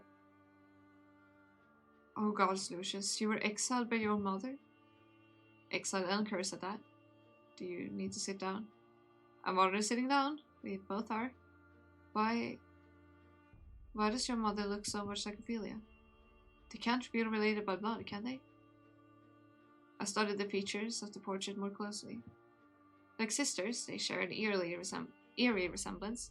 The same full lips, the same apple curve of cheekbones, the same pert, pointed nose. But slowly I noticed subtle differences. Ophelia loved to smile. Even when she was simpering or sly, she had a lively sense of joy that was contagious to everyone around her. The queen in the portrait is an icy, judging stare, and seems to reverse roles with her viewer as she calculates where to place them. Her head is tilted at a faint angle, and something about her dark eyes look half dead. While I doubt Ophelia is related to Queen Hildegard, I also doubt the resemblance is mere coincidence. In fact, I suspect every single queen over the past 3 centuries bears a resemblance to the woman in this portrait. We're all at midnight not knowing who the hell Ophelia is. Okay, Ophelia is this girl's childhood friend who is the one that actually sent her here. So her friend is the one that exiled her. And now it turns out Lucius's mother exiled him. So they're both having bad lives, aren't they? Is it strange, Joy, that we have had an unbroken line of cruel, corrupt crowns who do little to better the lives of their people, even when they previously expressed an interest in breaking tradition? Surely they cannot all be so weak-willed they would bend to the demands of their court and the status quo. Isn't it strange that they're not allowed to be depicted in portraits or seen in public? That they're not even allowed to stay in touch with anyone they knew prior to their agency? Almost as if the very act of sitting on the throne compels them to behave in an unanimous way. Or perhaps the person on the throne never changes. What are you saying? I admit, I'm not sure how to even start explaining my rationale. Start at the beginning, please. I'll try. As you're aware, I've been unable to set foot outside this estate since the moment of my exile. This means I've never had the chance to encounter your Ophelia, but I can tell you what I know about Queen Hildegard. Joy, how widespread is the practice of sorcery in the world outside? Sorcery? I had little personal experience with it, but I don't think it's prevalent. There are small sects of wizardry and alchemy in the certain kingdoms, and some royal families keep court magicians. That's all I know. Which is not. It was even less prevalent when I was a mortal man. Magic was an elusive art form, and few were equipped to pursue. Yet my mother, I was told she began practicing sorcery soon after I was born. She had severe complications when she was heavy with child, and nearly did not survive. Veering close to death changed her. It terrified her more than anything. I always wondered if that was the reason behind the cold demeanor she'd have toward me. That she harbored a grudge because my very existence nearly killed her once. I'm a bit confused because Ophelia looked the same as her, right? What do you think about rebirth? They're all reborn in the body that looks like not reborn like full on, but there's always someone will always be born with the same features, and when the queen dies, the queen's soul will enter the body of that person. Could that be it? I wonder. I'm so curious. I want to know. I need to know. She barely deigned to speak to me and was quick to hand me off to the servants. My father, the king at the time, assured me that she simply needed to warm up to being a mother. I knew I was wrong when she adopted and doted over 2 young girls. As king and queen, my parents were under an extraordinary amount of pressure to produce continual heirs. Since the idea of giving birth upset my mother so deeply, they adopted Matilda and Artemisia, in secret to appease their court. The girls resembled them enough to pass as their real children. You did tell me your sisters. Yes, I used to call them my mother's little pets. And secretly I envied them. They inherited the throne after Queen Hildegard's reign. Didn't they, Joy? Tell me more about your mother. Her contempt for me was more noticeable with Matilda and Artemisia running amok. She was so protective of them, never allowed them to set foot beyond the palace gates, never allowed them to be seen by outsiders. I became prone to debauchery for a while, drinking to excess, streaking through the hedges, and sleeping with handmaidens who were far too old for me. But all these calls for attention were duly ignored, aside from the occasional slap on the wrist from my father. It never hurt. He was a thin, reedy man, and so easily influenced to submit to the will of others. Easily influenced? You sound like you dislike him, Lucius. No, I should say I never resented him, though I found it difficult to respect him. If he were not the ruler of a nation, such weakness and inertia may have been charming. You've grown up to be very different from him, then. I would hope so. He was far from an aspirational figure in my mind. Now, where was I? You were talking about being prone to debauchery. Sorry. That's right, debauchery. Based in the last one. When I realized I'd continued to be bereft of the attention I desired, all I had left to do was to focus on my studies. As heir, there was much to keep me occupied. It was on my 20th birthday that one of the Queen Hildegard's spells went awry. She buried an entire wing of the palace in noxious mist. Anyone who breathed it in excess withered into bone-dry corpse, as if all the moisture had been drained from their flesh. Damn. Several members of her staff died where they stood, and several more had lifelong complications, difficulty breathing, periodic convulsions, and an eternal itch of the skin. Gods, were you alright? Lucius scoffs out a small chuckle. It's kind of you to ask, but I was nowhere near the wing. My celebrations took place in the Great Hall. I felt the tremor of the spell impact even there. Matilda was fine as well, because she had snuck down to see me, but Queen Hildegard and Artemisia suffered from after effects of the spell. Artemisia had to have her hand amputated. Oh gods, and your mother? Queen Hildegard was bedridden for a long time. My father grew enough of a backbone to forbid the use of magic within castle walls, and news of his decision devastated her. Never deal with something you can't handle. Yeah, never deal with things that you don't have a proper grasp of, especially in the proximity of others. If you're gonna put someone in danger, don't put everyone else in danger. Keep it to yourself. Back then, I had no idea what she was trying to accomplish. She would never spoke to me after all. Though I noticed she had accumulated a collection of tomes and talismans. I had just begun sifting through her materials, trying to make sense of what had happened, when she called for me. Not my sisters, not my fathers. Me. Lucius exhales a shaky breath, and I give him a knee a gentle squeeze. I give his knee a gentle squeeze. Forgive me, this is a difficult part of my past to relive. This is when things went irrevocably wrong. I never should have agreed with her. I should have shown her the same scorn she'd always shown me. She was your mother, Lucius. Even if she'd done something horrifying, I understand why you went there. Still, if this is a difficult subject for you. No, I need to know the role I played in this sordid affair, Joy. How complicit I was in it. Lucius' eyes are racked with such a deep, despairing trepidation that I find myself gripping a cushion for support. Complicit? All those years ago? What could he possibly have done that would have such a profound effect on him still? In that case, I'm listening. I'm not sure how this is linked to Ophelia, or if Lucius even intends to redirect the conversation to my friend, but the fact that Queen Hildegard adopted 2 girls who resembled her, something about that detail tugs at me, like the snag of a fish hook in my mind. Let me save here. I wonder how long we have left. I really wonder. I think I'm honestly gonna have to end here, so I'm gonna send us on a raid because I sadly don't have enough more time today. It's late. I'm so sad. I want to know the ending. Dang it. Oh well, next time we'll know. we shall head out on a raid. Let's see who we shall raid. 90.